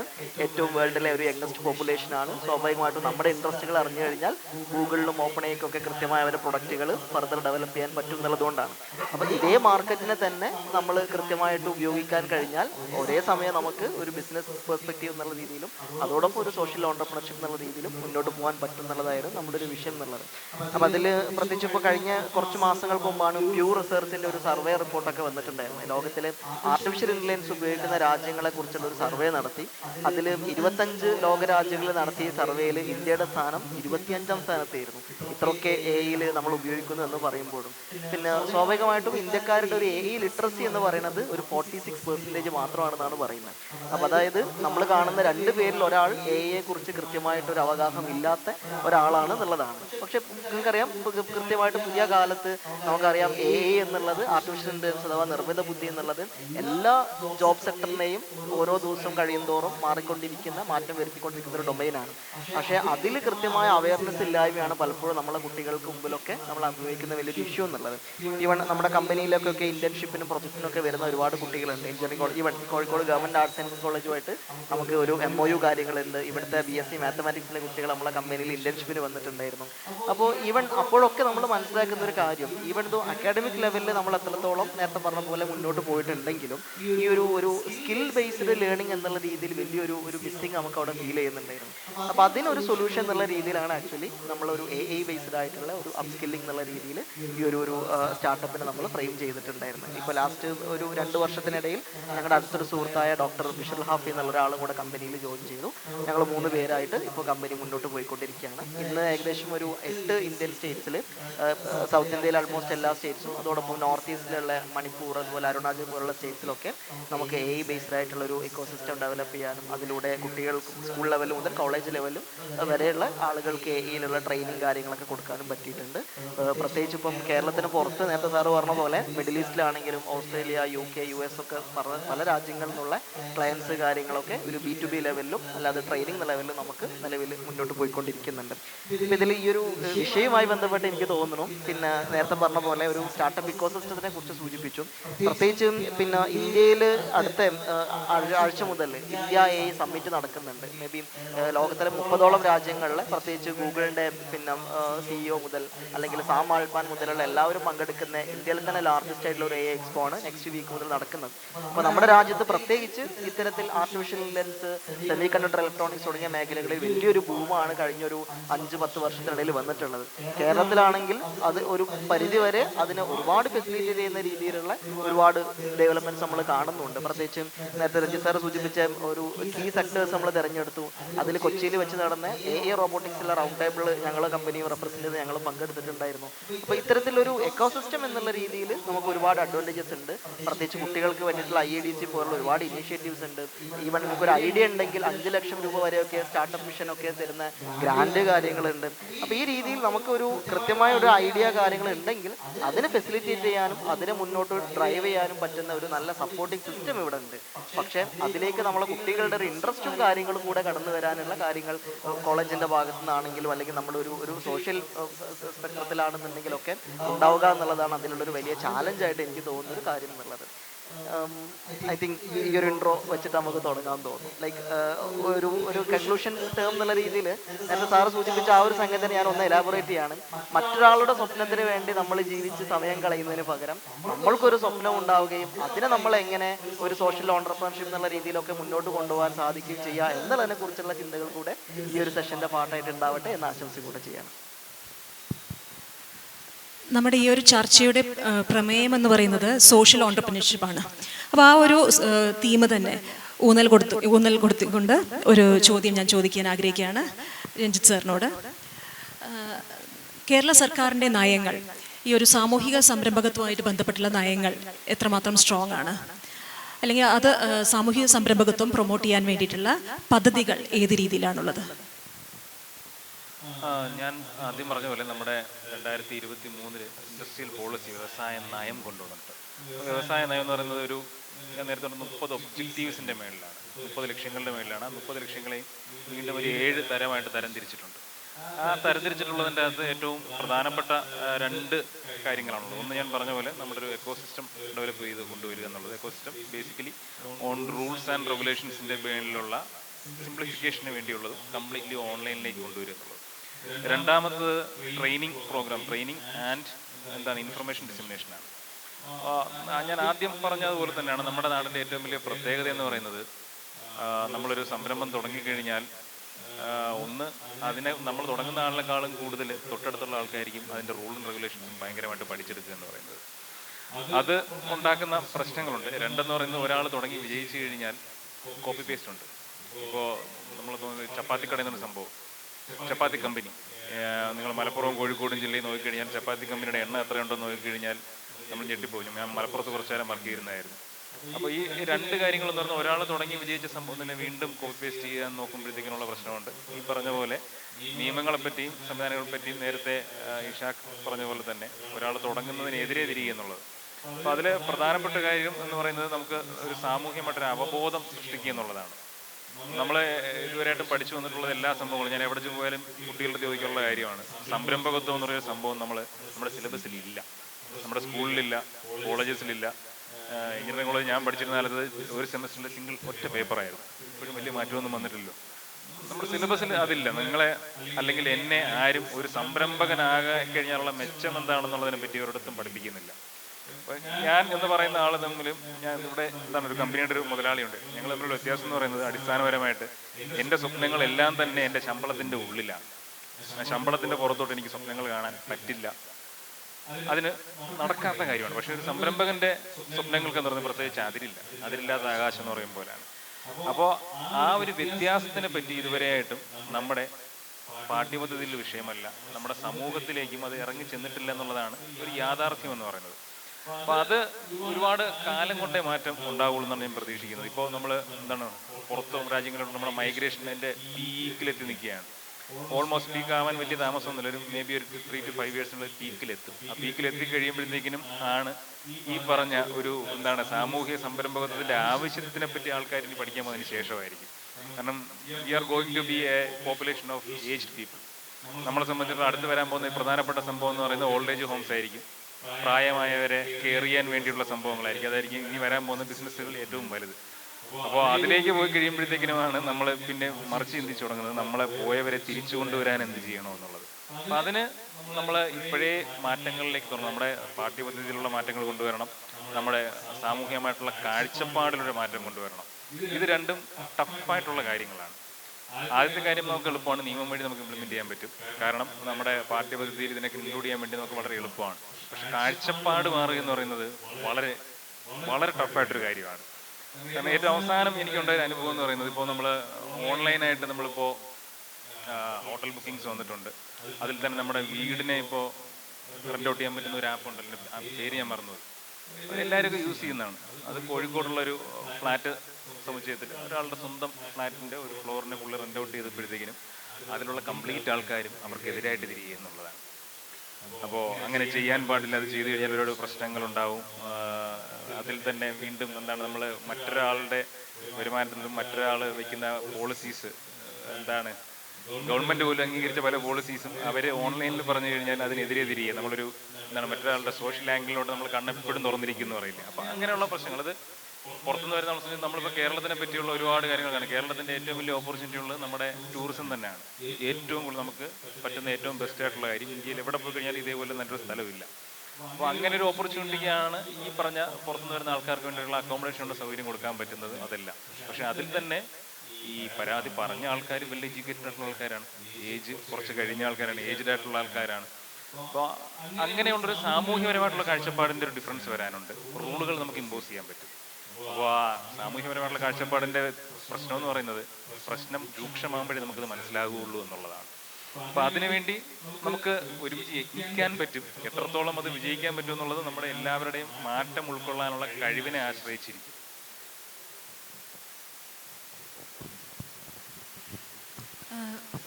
അടുത്ത ചോദ്യം ഇസാഖ് സാറിനോടാണ്. സംരംഭക മേഖലയിൽ വർഷങ്ങളായിട്ട് പ്രവർത്തിക്കുന്ന ആളാണ് അദ്ദേഹം. അപ്പം അദ്ദേഹം ബിസിനസ് തുടങ്ങിയ കാലം മുതൽ ഒരുപാട് വെല്ലുവിളികൾ നേരിട്ടിട്ടുണ്ട് എന്ന് നേരത്തെ സംസാരിക്കുകയുണ്ടായി. അപ്പം സാധാരണഗതിയിലുള്ള സംരംഭകത്വത്തിൽ നിന്ന് വ്യത്യസ്തമായിട്ട് ഒരു സാമൂഹിക കൂടുതൽ അവയർനെസ് ഉള്ള അവബോധമുള്ള സംരംഭകർ വരുന്ന സമയത്ത് അവർക്ക് കൂടുതലായിട്ടും വെല്ലുവിളികൾ അല്ലെങ്കിൽ പ്രയാസങ്ങൾ നേരിടേണ്ടി വരുന്നുണ്ടോ? അങ്ങയുടെ ഒരു കാഴ്ചപ്പാട് എന്താണ്? സാമൂഹിക സംരംഭത്വം എന്ന് പറയുന്ന ആ കോൺസെപ്റ്റിന് നേരെ എതിരായിട്ടുള്ളൊരു ഇൻഡസ്ട്രി നടത്തുന്ന ആളാണ് ഞാനൊരു തടി വ്യവസായം നടത്തുന്ന ആളാണ്. ഫുഡ് ബേസ് ഇൻഡസ്ട്രി എന്ന് പറഞ്ഞാൽ നേരെ നമ്മുടെ പ്രകൃതിക്ക് നേരെ വിരുദ്ധമായിട്ടുള്ള കാര്യങ്ങളാണ് എന്നാണ് വെപ്പ്. നമ്മളൊക്കെ ചെറിയ പ്രായത്തിൽ, നിങ്ങളെ കുട്ടികൾ നിങ്ങൾക്കൊന്നും അത് കേട്ടിട്ടില്ല, പണ്ട് കാലത്ത് പത്രങ്ങളിൽ ഏറ്റവും വലിയ വാർത്തയായിട്ട് വന്നിരുന്നത് അവിടെ മരം കൊള്ള, കക്കിയിൽ മരം കൊള്ള, വയനാട്ടിൽ മരം കൊള്ള, പല പേരുകളിൽ പല സ്ഥലത്തും മരം കൊള്ളകൾ നടന്നുകൊണ്ടിരുന്ന ഒരു കാലഘട്ടം ഉണ്ടായിരുന്നു. പത്രത്തിൽ ദിവസവും വാർത്തകൾ അതായിരുന്നു. ഒരുപാട് രാഷ്ട്രീയക്കാരും അതുപോലെയുള്ള ബിനാമിയ ആളുകൾ, അതുപോലെ മാഫിയകൾ ഒക്കെ വാണരുന്ന ഒരു മേഖലയായിരുന്നു. ഇന്ന് നമ്മൾ അങ്ങനെ അത്തരത്തിലുള്ള വാർത്തകൾ വളരെ അപൂർവമായിട്ടേ കേൾക്കുന്നുള്ളൂ. അതിൻ്റെ കാരണം എന്താണെന്ന് പറഞ്ഞാൽ നമ്മൾ അത്രയും നമ്മുടെ പരിസ്ഥിതിയുമായി നമുക്കതിൻ്റെ ആവശ്യതയെക്കുറിച്ച് വലിയ ബോധം ഉണ്ടായിട്ടുണ്ട്. അപ്പം അത് സ്വാഭാവികമായിട്ടും ഇപ്പം നമ്മുടെയൊക്കെ ഇൻഡസ്ട്രി അത് ബാധിച്ചിട്ടുണ്ട്. ഇപ്പോൾ നമുക്കറിയാം, ലോകത്തിൽ തന്നെ നിങ്ങൾക്ക് ഗൂഗിളിലൊക്കെ സെർച്ച് ചെയ്താൽ അറിയാം, WWFI എന്ന് പറഞ്ഞിട്ടുള്ളൊരു ഓർഗനൈസേഷൻ ഉണ്ട്. യൂറോപ്പിലൊക്കെ ഒരു കസേര, തടി കൊണ്ടുള്ള ഒരു കസേര വെക്കണം എന്നുണ്ടെങ്കിൽ അത് എവിടുന്ന് വന്നു, എങ്ങനെ അത് ഉണ്ടാക്കി, ഏത് സ്ഥലത്ത് നിയമാനുസൃതമായിട്ടാണോ അത് കൊണ്ടുവന്നത്, അത് പണിതത് എങ്ങനെ നിയമാനുസൃതമായിട്ടാണോ, അങ്ങനെയുള്ള അതിൻ്റെ ഒരു ഹിസ്റ്ററി ടാഗ് ചെയ്യാതെ അത് വിൽക്കാൻ പറ്റില്ല. അപ്പോൾ അത്രയും ആ മേഖലയിലൊക്കെ വലിയ മാറ്റങ്ങൾ. എന്നാലോ നമുക്ക് ഈ സാധനങ്ങളൊക്കെ ഒരു എല്ലാം ഇവിടെ കിടക്കുന്ന മരങ്ങൾക്കൊക്കെ ഒരു ആയുസ്സുണ്ട്. ആ ആയുസ് കഴിഞ്ഞാൽ അത് സ്വാഭാവികമായിട്ടും ഇല്ലാതായി പോകും. അപ്പോൾ അത് വാല്യൂ ആഡഡ് ആയിട്ട് എന്തെങ്കിലുമൊക്കെ സാധനങ്ങളായിട്ട് മാറ്റിയെടുക്കാൻ കഴിഞ്ഞാൽ അത് വലിയൊരു സമ്പത്താണ്. അപ്പോൾ ഇപ്പോഴ് ഞങ്ങളെ സംബന്ധിച്ചിടത്തോളം ഞങ്ങൾ കാടുകളിൽ നിന്നുള്ള മരങ്ങളൊന്നുമല്ല ഉപയോഗിക്കുന്നത്. ഞങ്ങൾ കേരളത്തിലുള്ള കർഷകരൊക്കെ വെച്ച് പിടിപ്പിക്കുന്ന മരങ്ങൾ ഉപയോഗിച്ച്, ഇപ്പോൾ നിങ്ങൾക്കറിയാം തീപ്പെട്ടിയുടെ കാലം കഴിഞ്ഞ ഒരു കാലത്ത് നമ്മൾ തീപ്പെട്ടി കമ്പനികളായിരുന്നു നമ്മുടെ നാട്ടിൽ ഏറ്റവും കൂടുതൽ ഉണ്ടായിരുന്നത്. കൂട് കമ്പനികൾ ഉണ്ടായിരുന്നു. ഇതൊന്നും ഇപ്പം ഇന്നില്ല. കാരണം അതൊക്കെ നമ്മൾ ടെക്നോളജി മാറിയ സമയത്ത് ഇപ്പോൾ പിന്നെ ഈ തീപ്പെട്ടിക്ക് പകരം ലൈറ്ററുകൾ വന്നു. അതുപോലെ തന്നെ ഓട് ഇപ്പോൾ നമ്മൾ ചൈനയിൽ നിന്നാണ് കൊണ്ടുവരുന്നത്. അപ്പോൾ ഈ ഇപ്പോൾ കോഴിക്കോട് ഒരു ചുരുങ്ങിയത് ഒരു 10-100 കമ്പനികൾ ഉണ്ടായിരുന്നു, ഓട്ട് കമ്പനികൾ. ഇപ്പോൾ ആകെ ഒരു കമ്പനിയെ ബാക്കിയുള്ളൂ. കോമൺവെൽത്ത് ട്രസ്റ്റിൻ്റെ ഒരു കമ്പനി മാത്രമേ ഇപ്പോൾ ബാക്കിയുള്ളൂ. ബാക്കി എല്ലാം അടച്ചു കൂട്ടിക്കഴിഞ്ഞു. അപ്പോൾ നമ്മൾ അതിൽ നിന്ന് എന്താ പറഞ്ഞാൽ നമുക്ക് സാമൂഹ്യ പ്രത്യാഘാതങ്ങൾ ഉണ്ടാക്കുന്ന ഇൻഡസ്ട്രികളൊന്നും കാലഘട്ടമായി അത് ഇല്ലാതായി പോകുന്നുണ്ട്. അതേ സമയത്ത് നമുക്ക് പുതിയ വെല്ലുവിളികൾ ഇങ്ങനെ ഉണ്ടായിക്കൊണ്ടിരിക്കുന്നുണ്ട്. അപ്പോൾ അതിൻ്റെ ഒരു പ്രധാനപ്പെട്ട മാഡം ചോദിച്ചതിൻ്റെ പ്രധാനപ്പെട്ട ഒരു ഇൻഡസ്ട്രിയാണ് പ്ലാസ്റ്റിക്. പ്ലാസ്റ്റിക് ഇൻഡസ്ട്രി എന്ന് കേൾക്കുമ്പം നമുക്ക് പ്രകൃതി സ്നേഹികളും എല്ലാവരും മുഖത്തിരിക്കുന്ന ഒരു ഇൻഡസ്ട്രിയാണത്. എന്നാൽ ഈ ഒരു സാധനം ഇല്ലാതെ നമുക്ക് ജീവിക്കാൻ പറ്റില്ല. എല്ലാത്തിനും നമുക്ക് പ്ലാസ്റ്റിക് വേണം. എന്നാലോ പ്ലാസ്റ്റിക് ഇല്ലാത്തൊരു ലോകത്തിനെ കുറിച്ചിട്ട് നമുക്ക് ചിന്തിക്കാൻ പറ്റുന്നുണ്ട്. അപ്പോൾ നമ്മൾ നിരന്തരമായിട്ട് ഈ പ്ലാസ്റ്റിക് മാലിന്യത്തിനെതിരെ നമ്മൾ സംസാരിച്ചുകൊണ്ടിരിക്കുന്നു. സംഭവം ഇപ്പോൾ ഇതുപോലെ നമ്മളൊരു സദസ്സിലൊക്കെ ബോട്ടിൽ കൊണ്ടുവെക്കായിരുന്നു നേരത്തെ. ഞങ്ങളുടെ ഒരു മീറ്റിങ്ങിൽ വന്ന് പിന്നെ ഇപ്പോഴത്തെ തദ്ദേശ സ്വയംഭരണ വകുപ്പ് മന്ത്രി തന്നെ അരമണിക്കൂറിലധികം ആ കുപ്പി വെച്ചതിനെ കുറിച്ച് സംസാരിച്ചാൽ. അപ്പോൾ ഇത് നമുക്കിപ്പോൾ ഒരു ടേബിളിൻ്റെ മുകളിൽ കുപ്പി ഒഴിവാക്കിയതുകൊണ്ട് അല്ല, നാട്ടിൽ അങ്ങനെ ഒരു പൊതുവായ സ്ഥിതിയിൽ നമ്മളതൊക്കെ ഉപയോഗിക്കുന്നുണ്ട്. അത് വേണ്ടത്ര നമ്മൾ വലിച്ചെറിയുന്ന ഒരു സ്വഭാവം നമുക്കുണ്ട്. അതാണ് നമ്മുടെ പ്രശ്നം. നമുക്ക് നമ്മുടെ ഉപയോഗം കഴിഞ്ഞാൽ നമുക്ക് ഇതൊക്കെ നമ്മൾ പഠിക്കേണ്ടത് വിദേശ രാജ്യങ്ങളിലൊക്കെയാണ് വളരെ എത്രത്തോളം ഫലപ്രദമായി ഉപയോഗിക്കുന്നത്. അപ്പോൾ ഈ സാമൂഹിക സംരംഭം എന്ന് പറഞ്ഞാൽ ഇത്തരത്തിലുള്ള സംരംഭങ്ങൾ ആരംഭിക്കാൻ വളരെ നമുക്ക് ഇന്നത്തെ കാലഘട്ടത്തിൽ വളരെ എളുപ്പമുണ്ട്. നമ്മളൊന്നും ഇൻഡസ്ട്രി തുടങ്ങിയ കാലം പോലെയല്ല, വളരെ എളുപ്പമുണ്ട് കാര്യങ്ങളൊക്കെ. ഇത്തരത്തിലുള്ള കാര്യങ്ങളിൽ നമ്മൾ എന്താ പറയുക, പരിസ്ഥിതിക്ക് ഇണങ്ങുന്ന മാതിരി നമുക്കൊരു ഇൻഡസ്ട്രി നടത്തുക എന്നുള്ള ഒരു വലിയ വെല്ലുവിളിയാണ്. അപ്പം ഞങ്ങളെ സംബന്ധിച്ചിടത്തോളം ഞങ്ങൾക്കിപ്പോൾ പിന്നെ ഞങ്ങളുടെ ഇൻഡസ്ട്രിയിലൊക്കെ നമുക്ക് എല്ലാ കാര്യങ്ങളും ഇപ്പോൾ അവിടെ ഉള്ള നടക്കുന്ന സോഡസ്റ്റ് വരെ നമ്മളത് ബ്രിക്കറ്റാക്കി മാറ്റി ഉപയോഗിക്കുന്നുണ്ട്. അപ്പം അതിനെല്ലാം ഞങ്ങൾക്ക് ഇപ്പോൾ അതിലൊന്നും വേസ്റ്റായിട്ട് ഒന്നും പോകുന്നില്ല. അതേ സമയത്ത് മറ്റ് ചില ഇൻഡസ്ട്രികളൊക്കെ, ഇപ്പോൾ ഫുട്വെയർ ഇൻഡസ്ട്രി കോഴിക്കോട് വളരെ പ്രബലമായ ഇൻഡസ്ട്രി മേഖലയാണ് ഫുട്വെയർ. ഇവിടെയൊക്കെ ഒരുപാട് ധാരാളമായിട്ട് ഇതുപോലുള്ള വേസ്റ്റുകൾ വരുന്നുണ്ട്.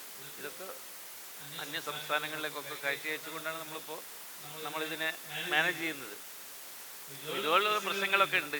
ഇപ്പോൾ സാമൂഹ്യ സംരംഭം എന്ന് പറഞ്ഞാൽ അത് ഇവിടെ നമ്മുടെ GM ഒക്കെ തന്നെ, അവരുടെ വ്യവസായ വകുപ്പ് തന്നെ അതിനൊരു എന്താ പറയുക, ആ മേഖല ഒന്ന് കണ്ടെത്തി കുട്ടികളൊക്കെ പഠിപ്പിക്കേണ്ടതാണെന്നുള്ള അഭിപ്രായമാണുള്ളത്.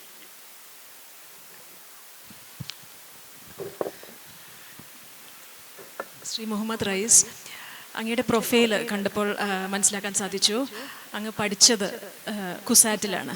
അപ്പോൾ കേരളത്തിലെ ക്യാമ്പസിൽ നിന്നും വന്നിട്ടുള്ള ഒരു സംരംഭകനാണ്. അപ്പോൾ കേരളത്തിലുള്ള ക്യാമ്പസുകളിൽ നിന്ന് നിങ്ങളുടെ പിന്തുടർച്ചക്കാരായിട്ട് വരുന്ന കുട്ടികളോട് എന്തെങ്കിലും ഒരു സന്ദേശം കൊടുക്കാനുണ്ടോ? പ്രത്യേകിച്ച് നേരത്തെ സൂചിപ്പിച്ചതിൻ്റെ കണ്ടിന്യൂഷൻ തന്നെയാണ് തോന്നുന്നു എനിക്ക്. ലൈക്ക് ഒരു ഓണ്ടർപ്രണർഷിപ്പിന്, സംരംഭകത്വത്തിന് പറ്റിയ ഒരു നല്ല ഇക്കോ സിസ്റ്റം മറ്റേതൊരു സ്റ്റേറ്റിനേക്കാളും കൂടുതലുള്ള ഒരു സ്റ്റേറ്റാണ് കേരളം എന്നുള്ളത്. ഞാൻ പറയാൻ കാരണം, ഞാൻ എൻ്റെ ബിടെക്കും എംടെക്കും പഠിച്ചിട്ടുള്ളത് കേരളത്തിൽ തന്നെയാണ്. കുസാറ്റിലും ഗവൺമെൻറ് മോഡൽ എഞ്ചിനീയറിംഗ് കോളേജിലുമാണ്. PhD ചെയ്തിട്ടുണ്ടായിരുന്നത് NIT തിരുച്ചിറപ്പള്ളിയിലാണ്. അപ്പം തമിഴ്നാട്ടിൽ പ്രത്യേകിച്ച് ഒരു നാഷണൽ ഇമ്പോർട്ടൻറ്റ് ഇൻസ്റ്റിറ്റ്യൂഷനിൽ ഉൾപ്പെടെയുള്ള ഒരു സ്റ്റാർട്ടപ്പ് ഇക്കോ സിസ്റ്റം കമ്പയർ ചെയ്യുന്ന സമയത്ത് അതിനേക്കാളും എത്രയോ ബെറ്റർ ആണ് ഒരു പക്ഷേ കേരളത്തിൽ നമ്മൾ ഇന്ന് കാണുന്ന IEDC പോലുള്ള ഇൻസ്റ്റിറ്റ്യൂഷൻ ഓണ്ടർപ്രണർഷിപ്പ് ഡെവലപ്മെന്റ് സെല്ല് പോലുള്ള ഒരുപാട് ഇനിഷ്യേറ്റീവ്സ് എന്നുള്ളത്. അപ്പം സ്വാഭാവികമായിട്ടും ഇപ്പോൾ പല കോളേജുകളിലും അല്ലെങ്കിൽ പല യൂണിവേഴ്സിറ്റീസിലും നമുക്കുള്ള ഒരു സംഗതിയാണ് ടെക്നോളജി ബിസിനസ് ഇൻക്യുബേറ്ററുകൾ എന്നുള്ളത്. അപ്പോൾ ഞങ്ങളെ കമ്പനി തന്നെ നമ്മൾ ഇനീഷ്യലി സെറ്റപ്പ് ചെയ്തിട്ടുണ്ടായിരുന്നത് കാലിക്കറ്റ് യൂണിവേഴ്സിറ്റിൻ്റെ ടെക്നോളജി ബിസിനസ് ഇൻക്യുബേറ്ററിലായിരുന്നു. അപ്പോൾ അതായത് നിങ്ങൾക്കൊരു ഐഡിയ ഉണ്ട് എന്നുണ്ടെങ്കിൽ ഒരു ചെയറിന് 2000 രൂപക്ക് നിങ്ങൾക്കൊരു ഓഫീസ് അഡ്രസ്സും മറ്റെല്ലാ ഇൻഫ്രാസ്ട്രക്ചറൽ ഫെസിലിറ്റീസും യൂണിവേഴ്സിറ്റിൻ്റെ മറ്റെല്ലാ സംവിധാനങ്ങളും ഉപയോഗിച്ചുകൊണ്ട് തന്നെ നിങ്ങളെ കമ്പനീനെ റൺ ചെയ്യാൻ പറ്റുന്ന ഒരു അറ്റ്മോസ്ഫിയർ ഇത്തരം TBIകളിലൂടെ നമുക്ക് പ്രൊവൈഡ് ചെയ്യുന്നുണ്ട് എന്നുള്ളതാണ്. അത് നമുക്ക് ഏറ്റവും നിയറസ്റ്റ് ആയിട്ടുള്ള ആക്സസ് ഉള്ള ഒരു സംഗതി കാലിക്കറ്റ് യൂണിവേഴ്സിറ്റിയുടെ ടെക്നോളജി ബിസിനസ് ഇൻക്യുബേറ്റർ ഉണ്ട്. അതുപോലെ കാലിക്കറ്റ് NITയിൽ ഇതുപോലത്തെ ഒരു TBI കാര്യങ്ങളുണ്ട്. IIMൽ നമുക്ക് ആക്സസ് ചെയ്യാൻ പറ്റുന്ന ഫെസിലിറ്റീസ് കാര്യങ്ങളുണ്ട്. കുസാറ്റിൻ്റെ കേസിൽ പ്രത്യേകിച്ച് കേരളത്തിൽ തന്നെ ഏറ്റവും നല്ല ഒരു TBI സിറ്റിക് എന്ന് പറഞ്ഞിട്ടുള്ള പിന്നെ കൊച്ചിൻ യൂണിവേഴ്സിറ്റി ഇൻക്യുബേറ്റർ എന്നുള്ള രീതിയിൽ തന്നെ നല്ലൊരു ഫെസിലിറ്റി കാര്യങ്ങളുണ്ട്. അവർക്ക് പിന്നെ മറ്റനേകം സെൻട്രൽ ഗവൺമെൻറ്റിൻ്റെയും സ്റ്റേറ്റ് ഗവൺമെൻറ്റിൻ്റെയും ഗ്രാൻഡ് ത്രൂ, പ്രത്യേകിച്ച് കൊച്ചിയിലാകുമ്പോൾ നമുക്കറിയാം സ്റ്റാർട്ടപ്പ് മിഷൻ ഓഫീസ്, ഫാബിലാകുമ്പോൾ ഒക്കെ ആക്സസ് ചെയ്യാനുള്ള ഒരുപാട് പ്രൊവിഷൻസ് കാര്യങ്ങൾ കൂടെ ഒരു കൊച്ചിയിൽ നമ്മൾ വർക്ക് ചെയ്യുന്ന സമയത്ത് നമുക്ക് കിട്ടുന്നതാണ്. അപ്പോൾ ഞങ്ങൾ ആക്ച്വലി ഞാൻ കൊച്ചിൻ യൂണിവേഴ്സിറ്റിയിൽ ഒരു JRF ആയിട്ട് ഡിപ്പാർട്ട്മെൻറ്റ് ഓഫ് ഇലക്ട്രോണിക്സിൽ വർക്ക് ചെയ്യുന്ന സമയത്താണ് നമ്മളെ കമ്പനി ഫൗണ്ട് ചെയ്യുന്നത് ആക്ച്വലി. അപ്പോൾ ഞാനും എൻ്റെ വൈഫും കൂടെ ഞങ്ങൾ കുസാറ്റിൽ വർക്ക് ചെയ്യുന്ന സമയത്ത് പ്രത്യേകിച്ച് ആദ്യം അപ്രോച്ച് ചെയ്തിട്ടുണ്ടായിരുന്ന കുസാറ്റിൻ്റെ ഈ ഒരു ഇൻക്യുബേറ്റർ ഫെസിലിറ്റി കാര്യങ്ങളായിരുന്നു. പിന്നീട് ഞാൻ NIT ട്രിച്ചിയിലേക്ക് വരുന്ന സമയത്താണ് പിന്നെ നമ്മൾ കാലിക്കറ്റ് യൂണിവേഴ്സിറ്റി കുറച്ചും കൂടെ, വൈഫ് നാട്ടിൽ കാലിക്കറ്റ് തന്നെ ആണെന്നുള്ളതുകൊണ്ട് കുറച്ചും കൂടെ ആക്സസിബിൾ ആവുന്നത് കാലിക്കറ്റ് യൂണിവേഴ്സിറ്റി ആണെന്നുള്ള രീതിയിൽ കാലിക്കറ്റിലേക്ക് നമ്മൾ മാറുന്നൊക്കെ. അപ്പം കൃത്യമായിട്ട് സ്റ്റുഡൻസിന് നിങ്ങൾക്കൊരു ഐഡിയ ഉണ്ട് എന്നുണ്ടെങ്കിൽ അതിനെ പിച്ച് ചെയ്യാനും അതിനെ ഡെവലപ്പ് ചെയ്യാനും അതിനെ ഇൻക്യുബേറ്റ് ചെയ്യാനും പറ്റുന്ന എല്ലാ അർത്ഥത്തിലും അതിന് ഫെസിലിറ്റേറ്റ് ചെയ്യാൻ പറ്റുന്ന ഒരു ഇൻഫ്രാസ്ട്രക്ചറും കാര്യങ്ങളൊക്കെ നമ്മളെ ക്യാമ്പസുകളിലുണ്ട്. അപ്പം ഒരു ബഡ്ഡിങ് ഓണ്ടർപ്രണേഴ്സ് ആവാൻ താല്പര്യമുള്ള ആളുകളെ സംബന്ധിച്ചിടത്തോളം ഏറ്റവും നല്ലൊരു ഇക്കോസിസ്റ്റമാണ് നമ്മളെ ക്യാമ്പസുകളിൽ തന്നെ നമുക്ക് കാണാൻ കഴിയുന്നത് എന്നുള്ളതാണ്. പിന്നെ ഒരു പോയിന്റ് കൂടെ എനിക്ക് ആഡ് ചെയ്യാൻ തോന്നുന്നത്, ഇപ്പോൾ ഗവൺമെന്റിന്റെ തന്നെ ഇനീഷ്യേറ്റീവ്സിൽ പെട്ട ഒരു സംഗതിയാണ് government as a market place എന്നുള്ള ഒരു പുതിയൊരു ഇനീഷ്യേറ്റീവ്. അപ്പോൾ അതിലും ഈവൻ സ്റ്റാർട്ടപ്പ് മിഷനിൽ കേരള സ്റ്റാർട്ടപ്പ് മിഷൻ രജിസ്റ്റർ ചെയ്യുന്ന എല്ലാ സ്റ്റാർട്ടപ്സിനും ഗവൺമെന്റിന്റെ ഡിഫറെന്റ് ആയിട്ടുള്ള ഡിപ്പാർട്ട്മെന്റ്സുകളുടെ റിക്വയർമെന്റ് നമുക്ക് ഫ്രീക്വന്റ് ആയിട്ട് മെയിലായിട്ട് നമുക്ക് രജിസ്റ്റേർഡ് ഇമെയിൽ ID കിട്ടും. ഈവൻ ഇപ്പോൾ കഴിഞ്ഞ ദിവസം തന്നെ നമ്മൾ പിന്നെ അപ്രോച്ച് ചെയ്തിട്ടുള്ള ഒരു പ്രൊജക്റ്റാണ് ഓട്ടിസം പോലുള്ള അസുഖങ്ങളുള്ള കുട്ടികളെ സംബന്ധിച്ചിടത്തോളം അവർക്ക് ഇൻഫർമേഷൻ ടെക്നോളജി അല്ലെങ്കിൽ വിർച്വൽ റിയാലിറ്റി പോലുള്ള സാങ്കേതിക വിദ്യകൾ ഉപയോഗിച്ചുകൊണ്ട് എത്രത്തോളം ഓട്ടിസം പോലുള്ള സംഗതികളെ ട്രീറ്റ് ചെയ്യാൻ പറ്റുന്ന രീതിയിലൊരു പ്രൊജക്റ്റ് കേരള ഗവൺമെന്റ് പ്രൊജക്റ്റിന്റെ ഒരു റിക്വസ്റ്റ് എല്ലാ സ്റ്റാർട്ടപ്സിനും വന്നിട്ടുണ്ടായിരുന്നു. അപ്പോൾ നമ്മുടെ ഒരു വർക്കിംഗ് ഡൊമൈനിലുള്ള ഒരു പ്രൊജക്റ്റ് പ്രോബ്ലം നമുക്ക് കിട്ടുകയാണെങ്കിൽ government will be acting as A market place for us. Just like നമ്മളൊരു പിന്നെ ക്ലയന്റിനെ അന്വേഷിച്ച് നടക്കേണ്ട സിറ്റുവേഷനോ കാര്യങ്ങളോ ഒന്നും ഇപ്പോൾ ഇല്ല. നമ്മളെ സംബന്ധിച്ചിടത്തോളം പ്രത്യേകിച്ച് സ്റ്റാർട്ടപ്സിനെ സംബന്ധിച്ചിടത്തോളം ഗവൺമെന്റ് തന്നെ നമ്മൾക്ക് വേണ്ട ക്ലയൻസ് ആയി മാറുന്ന ഒരു സിറ്റുവേഷൻ കൂടെ ഇപ്പോൾ നമ്മളെ കേരളത്തിൽ ഉണ്ട് എന്നുള്ളതാണ്. കേരളത്തിലെ ഓൺട്രപ്രന്യൂറിയൽ ഇക്കോ സിസ്റ്റം വളരെ സൗണ്ടാണ് എന്ന് മനസ്സിലാക്കുന്നു. അപ്പോൾ എൻ്റെ ചോദ്യം ഇതാണ്, അല്ലെങ്കിൽ ആശങ്ക ഇതാണ്, കേരളത്തിലെ കലാലയങ്ങളിൽ നിന്നും സംരംഭകർ വരുന്നതിൻ്റെ ഒരു തോത് എത്രമാത്രമാണ്?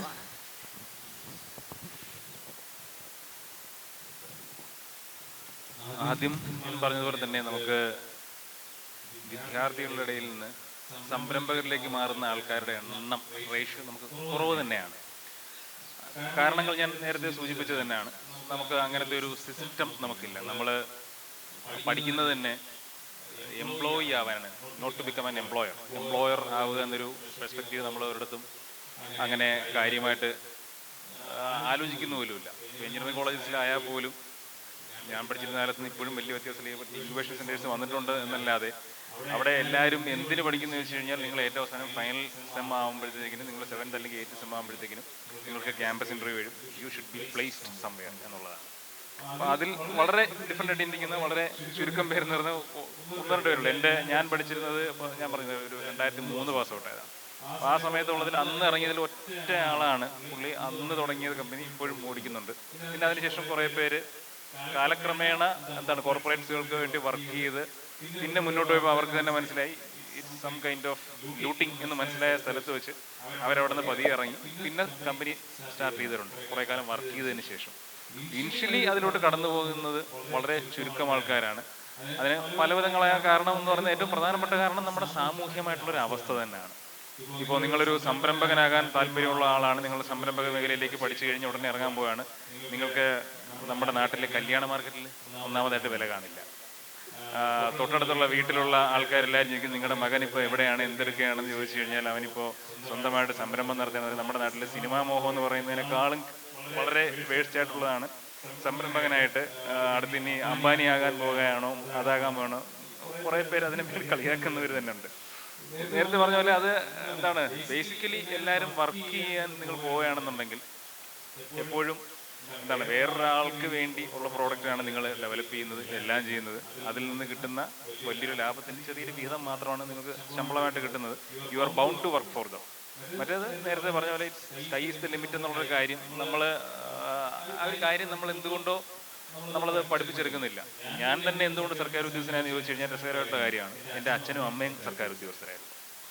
അപ്പോൾ അവർ എൻ്റെ ബ്രെയിനിലേക്ക് കുത്തിവെച്ചത് നിങ്ങൾ സർക്കാർ ഉദ്യോഗസ്ഥൻ തന്നെ ആകണം എന്നുള്ളത് ഞാൻ പോലും അറിയാതെ എൻ്റെ തലച്ചോറിൽ ആയിപ്പോയതാണ്. അത് എനിക്ക് തന്നെ മനസ്സിലായത് ഞാൻ സ്വന്തമായിട്ട് ജോലി കയറി 10-12 കൊല്ലം കഴിഞ്ഞപ്പോഴാണ് മനസ്സിലായത് ഞാൻ എന്തുകൊണ്ട് ഇവിടെ പറ്റിപ്പോയി എന്നുള്ളത്. അപ്പോൾ the thinking should be moulded. അത് ഇനിഷ്യലി തന്നെ മോൾഡ് ചെയ്യാൻ പറ്റാവുന്ന ഒരു സമൂഹ വ്യവസ്ഥ നമ്മൾ ബിൽഡപ്പ് ചെയ്യണം. അതിൽ പിന്നെ രണ്ടാമതുള്ളത് നമ്മൾ എക്കോസിസ്റ്റം എന്തൊക്കെ ബിൽഡപ്പ് ചെയ്ത് കഴിഞ്ഞാലും കൊടുക്കേണ്ട 2 കാര്യങ്ങളുണ്ട്. ഒന്ന് മാനസികമായിട്ടുള്ള പിന്തുണ, 2 പറയുന്നത് സാമ്പത്തികമായിട്ട് കൊടുക്കേണ്ടുന്ന ഒരു പിന്തുണ എന്ന് പറയുന്നത്. നമ്മളിതെല്ലാം പറഞ്ഞു കഴിഞ്ഞാലും ബാങ്കുമായിട്ട് ബന്ധപ്പെട്ട് നിങ്ങളുടെ സംരംഭം തുടങ്ങാൻ ചെന്ന് കഴിഞ്ഞാൽ സുഖകരമാണെന്ന് ഞാൻ ഒരിക്കലും പറയില്ല. വർഷങ്ങളായിട്ട് ഇവിടെ വർക്ക് ചെയ്യുന്ന ആളുണ്ട്, അദ്ദേഹം കാണുന്ന ആൾക്കാരുണ്ട്. അപ്പോൾ നിങ്ങളൊരു ഐഡിയ പിച്ച് ചെയ്ത് അതിനെ നിങ്ങൾക്കൊരു സ്കെയിൽഡ് അപ്പായിട്ടൊരു ലെവലിൽ നിങ്ങൾക്കൊരു ഇൻകം ജനറേഷൻ മോഡൽ എത്തിക്കണമെന്നുണ്ടെങ്കിലുള്ള ഒരു സമയമുണ്ടാവും എപ്പോഴും. എല്ലാ ഐഡിയാസും എപ്പോഴും വർക്കൗട്ട് ആവണമെന്നില്ല.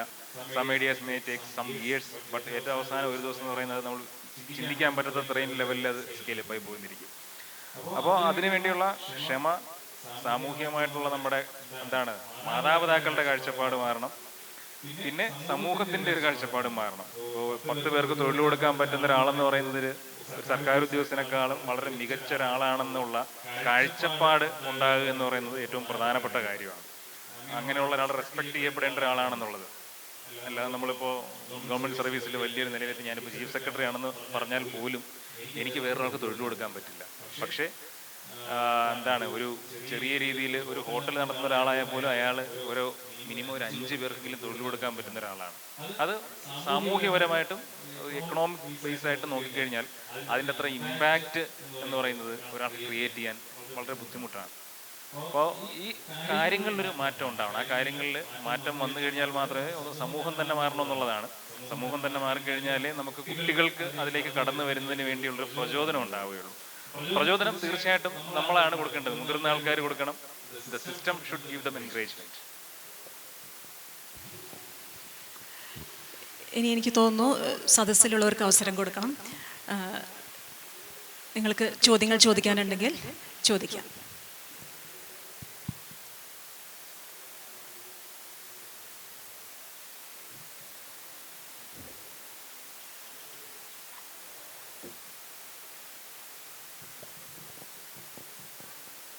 ചോദ്യങ്ങൾ ചോദിക്കാനുള്ളതാണ്. പൃഥ്വിരാജിന്റെ സിനിമയിൽ പറയുന്ന പോലല്ല, നമുക്ക് ഏത് ചോദ്യവും ചോദിക്കാനുള്ള ധൈര്യം ഉണ്ടായെന്നുള്ളതാണ് ഏറ്റവും പ്രധാനപ്പെട്ട കാര്യം. നമ്മുടെ എന്ത് ചോദ്യം ചോദിക്കാൻ നമ്മൾ എപ്പോഴും ചിന്തിക്കുന്ന ഒരു കാര്യം, ചോദിച്ചാൽ ശരിയാകുമോ, ഞാൻ ചോദിക്കുന്ന മണ്ടത്തരമാണോ എന്ന് ബാക്കിയുള്ളവരെല്ലാവരും അറിഞ്ഞാലോ എന്നുള്ളതാണ്. അത് ഒന്നും ആലോചിക്കാനില്ല. നിങ്ങളുടെ മനസ്സിൽ ഇത്രയും കേട്ടതിന് ശേഷം എന്ത് ചോദിക്കാൻ തോന്നുന്നുണ്ടെങ്കിൽ നിങ്ങൾ ധൈര്യമായിട്ട് ചോദിക്കുക. ഇവിടെ ഇരിക്കുന്ന ഇത്രയും പേരെ കൊണ്ടും പറ്റാവുന്ന രീതിയിലുള്ള ഒരു മറുപടി തീർച്ചയായിട്ടും ഉണ്ടാവും.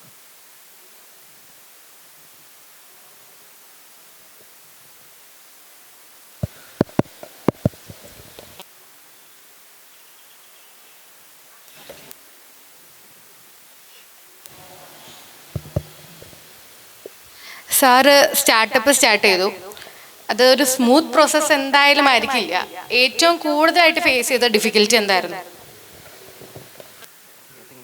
Very difficult question to answer. Startup life എന്നുള്ളത് എപ്പോഴും ഒരു റോളർ കോസ്റ്റർ സംഗതി തന്നെയാണ്. അപ്പോൾ സ്വാഭാവികമായിട്ടും നമ്മൾ എക്സ്പീരിയൻസ് ചെയ്യുന്ന സമയത്തുള്ള ഏറ്റവും വലിയ ഒരു ചലഞ്ചായിട്ട്, എന്നാൽ അതോടൊപ്പം തന്നെ നമുക്കൊരു പോസിറ്റീവായിട്ടും കാണാൻ പറ്റുന്ന സംഗതി നമ്മളെ ടീമാണ്. സ്വാഭാവികമായിട്ടും ഒരു സ്റ്റാർട്ടപ്പ് ഇക്കോസിസ്റ്റത്തിനെ സംബന്ധിച്ചിടത്തോളം നമുക്ക് ഒരു എംപ്ലോയർ മൈൻഡ് സെറ്റിലല്ല അത് സ്വാഭാവികമായിട്ടും വർക്ക് ചെയ്യുക. കൈൻഡ് ഓഫ് ഒരു വി ഫീൽഡിലാണ് സംഗതി മുന്നോട്ട് പോകുക. അപ്പം കേരളത്തിൽ തന്നെ ഇപ്പോൾ ക്യാമ്പസുകളിൽ തന്നെ വന്ന ഏത് സ്റ്റാർട്ടപ്പ്സ് നോക്കിക്കഴിഞ്ഞാലും, ഇപ്പോൾ ഒരു ബെസ്റ്റ് എക്സാമ്പിൾ പറയാം ജെൻ റോബോട്ടിക്സ്. കേരളത്തിൽ പിന്നെ കുറ്റിപ്പുറം MES എഞ്ചിനീയറിംഗ് കോളേജിലെ 4 ഒരു ബാച്ച്മേറ്റ്സ് സ്റ്റാർട്ട് ചെയ്തൊരു കമ്പനിയാണ് ജെൻ റോബോട്ടിക്സ്. ഇന്ന് ഇന്ത്യയിൽ 22ഓളം സ്റ്റേറ്റ്സിൽ അവരെ ബണ്ടിക്കൂട്ടുന്നുള്ള ഈ ഒരു പിന്നെ റോബോട്ടിക് സ്ട്രക്ചറാണ് മാൻഹോൾ ക്ലീനിങ് കാര്യങ്ങളൊക്കെ ചെയ്യുന്ന സംഗതി, സീവേജ് ക്ലീനിങ് കാര്യങ്ങളൊക്കെ ചെയ്യുന്നത്. അപ്പം ഇങ്ങനത്തെ ഒരു സംഗതിയിലേക്ക് വരുമ്പോൾ അവരോടും ഈ ക്വസ്റ്റ്യൻ ലാസ്റ്റ് എനിക്ക് തോന്നുന്ന ഹഡിലോ കഴിഞ്ഞ 3 വർഷത്തെ ഹഡിൽ സിമിലർ ക്വസ്റ്റ്യൻ ചോദിച്ച സമയത്ത് ഞാൻ ശ്രദ്ധിച്ചിട്ടുണ്ടായിരുന്നു.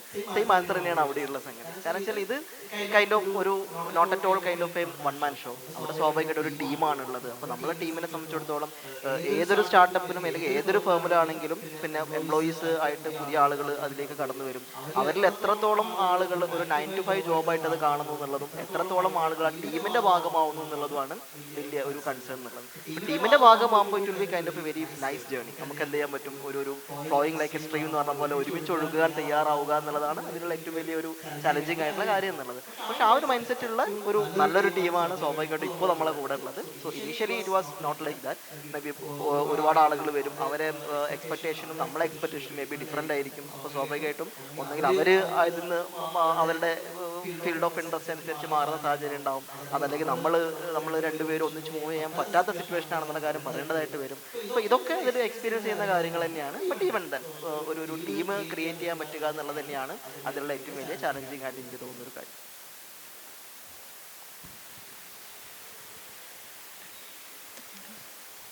മറ്റെന്തെങ്കിലും ചോദ്യങ്ങളുണ്ടെങ്കിൽ ചോദിക്കാം.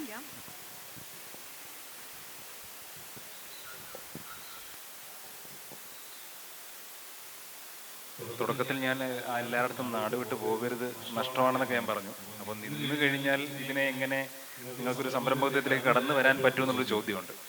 സമയത്തിൻ്റെ കുറവുകൊണ്ട് എനിക്ക് ഡിപ്പാർട്ട്മെൻറ്റ് ചെയ്യുന്ന എല്ലാ വർക്കുകളെ പറ്റിയും പറഞ്ഞു പോകുക എന്ന് പറയുന്നത് സാധ്യമായിട്ടൊരു കാര്യമല്ല. 1 മണിക്കൂറിൽ ഞങ്ങൾ ഇത്രയും പേർക്ക് സംസാരിക്കണം. ഷോർട്ടസ്റ്റ് കാര്യം എനിക്ക് പറയാനുള്ളത്, നിങ്ങൾ ഗൂഗിളിൽ ഇൻഡസ്ട്രീസ് ഡിപ്പാർട്ട്മെൻറ്റ് കേരളയും സെർച്ച് ചെയ്ത് കഴിഞ്ഞാൽ ഗൂഗിളിലും കിട്ടും industry.kerala.gov.in. ആ സൈറ്റിനുള്ളിൽ കയറി കഴിഞ്ഞാൽ ഡിപ്പാർട്ട്മെൻറ്റ് നടത്തുന്ന എല്ലാ ആക്ടിവിറ്റീസും കിട്ടും. 14 ജില്ലയിലും നിങ്ങൾക്ക് കോൺടാക്ട് ചെയ്യാനുള്ള ജില്ലാ ഓഫീസർമാരുടെ നമ്പർ കിട്ടും. You will be getting A phone number 14 ജില്ലയിലും. നിങ്ങൾ വിളിച്ചു കഴിഞ്ഞാൽ at the end of the phone എടുക്കാനും നിങ്ങൾ ചോദിക്കുന്നതിന് മറുപടി പറയാൻ ഒരാളുണ്ടാവും. തീർച്ചയായിട്ടുള്ളൊരു കാര്യമാണ്. അപ്പോൾ നിങ്ങൾക്ക് സംരംഭകത്വ മേഖലയ്ക്ക് കടന്നു വരാൻ നിങ്ങൾക്ക് എപ്പോൾ തോന്നിക്കഴിഞ്ഞാലും നിങ്ങൾക്ക് ആ സൈറ്റിൽ കയറാം, ഫോൺ നമ്പർ ചെക്ക് ചെയ്യാം.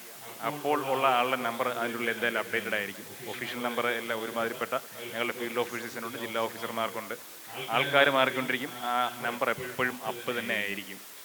അപ്പോൾ ഏത് സമയത്തും നിങ്ങൾക്ക് സംരംഭകത്വ മേഖലയ്ക്ക് കടന്നു വരണമെന്നുണ്ടെങ്കിലും ഞാൻ ആദ്യം പറഞ്ഞ ലോകത്തിൻ്റെ ഏറ്റവും വലിയ മാർക്കറ്റായിട്ടുള്ള നമ്മുടെ നാടിൽ നടക്കുന്ന ബിസിനസ്സിൻ്റെ 1% നിങ്ങളുടെ സ്വത്താക്കി മാറ്റണമെന്ന് നിങ്ങൾക്ക് ആഗ്രഹം എപ്പോൾ തോന്നിക്കഴിഞ്ഞാലും സൈറ്റിൽ കയറുക, ഫോൺ നമ്പർ എടുക്കുക, ഞങ്ങളെ വിളിക്കുക.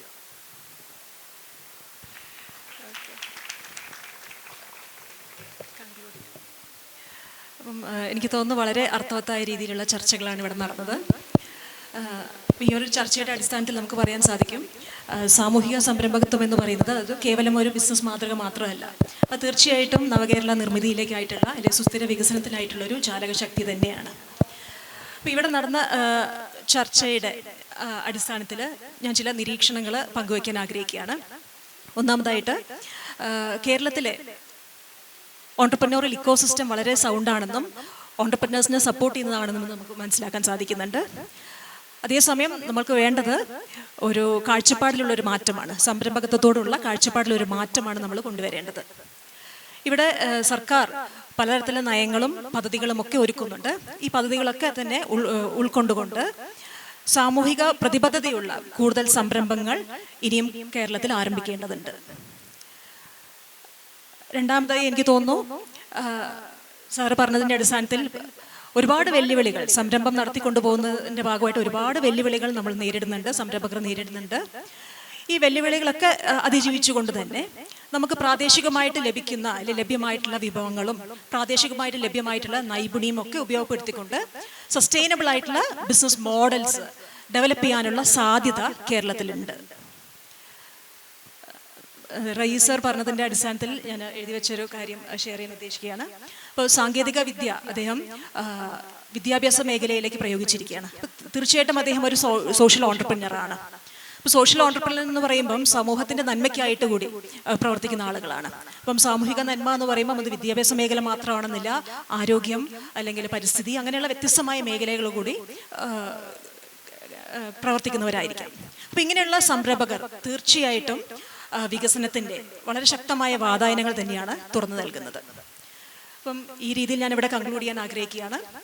നമ്മുടെ ബിസിനസ്സുകൾ കേവലം ലാഭം മാത്രം പ്രതീക്ഷിച്ച് പോകുന്ന രീതിയിൽ നിന്നും മാറി പീപ്പിൾ, പ്ലാനറ്റ് ആൻഡ് പ്രോഫിറ്റ് എന്ന ഒരു triple bottom line approach adopt ചെയ്തുകൊണ്ട് സർക്കാരും വ്യവസായ സംഘടനകളും സംരംഭകരും കൈകോർത്ത് പോവുകയാണെങ്കിൽ തീർച്ചയായിട്ടും നമുക്ക് നവകേരള നിർമ്മിതി സാധ്യമാകും, സുസ്ഥിര വികസനം കേരളത്തിൽ സാധ്യമാകും. അപ്പം എൻ്റെ മുമ്പിലുള്ള യുവാക്കളോടായിട്ട് എനിക്ക് പറയാനുള്ളത്, നിങ്ങളാണ് നാളെയുടെ സാമൂഹിക സംരംഭകർ. ഒരുപാട് കാര്യങ്ങൾ ഈ ഒരു കേരളത്തിൻ്റെ നവകേരള നിർമ്മിതിയിലേക്കും സുസ്ഥിര വികസനത്തിലേക്കും ഒരുപാട് കാര്യങ്ങൾ നിങ്ങൾക്ക് ചെയ്യാൻ സാധിക്കും. അത് ചെയ്യാൻ സാധിക്കട്ടെ എന്ന് ഞാൻ ആത്മാർത്ഥമായിട്ട് ആശംസിക്കുകയാണ്, ആഗ്രഹിക്കുകയാണ്. ഈ ഒരു ചർച്ചയിൽ പങ്കെടുത്ത രഞ്ജിത്ത് ബാബു സർ, ഇഷാ കളത്തിക്കൽ സർ, മുഹമ്മദ് റയീസ് മൂവർക്കും ഞാൻ എൻ്റെ നന്ദി അറിയിക്കുകയാണ്. ഈ ഒരു ചർച്ചയ്ക്ക് വേദി ഒരുക്കിയ ഗവൺമെൻറ് ആർട്സ് ആൻഡ് സയൻസ് കോളേജിനും ഡയറക്ടറേറ്റ് ഓഫ് കോളേജ് എഡ്യൂക്കേഷനും എൻ്റെ പ്രത്യേക നന്ദി അറിയിക്കുന്നു. ഈ ഒരു ചർച്ച വളരെ ആത്മാർത്ഥമായിട്ട് അല്ലെങ്കിൽ ശ്രദ്ധാപൂർവം കേട്ടിരുന്ന മുഴുവൻ ആളുകൾക്കും നന്ദി പറഞ്ഞുകൊണ്ട് നിർത്തുന്നു. നന്ദി, നമസ്കാരം.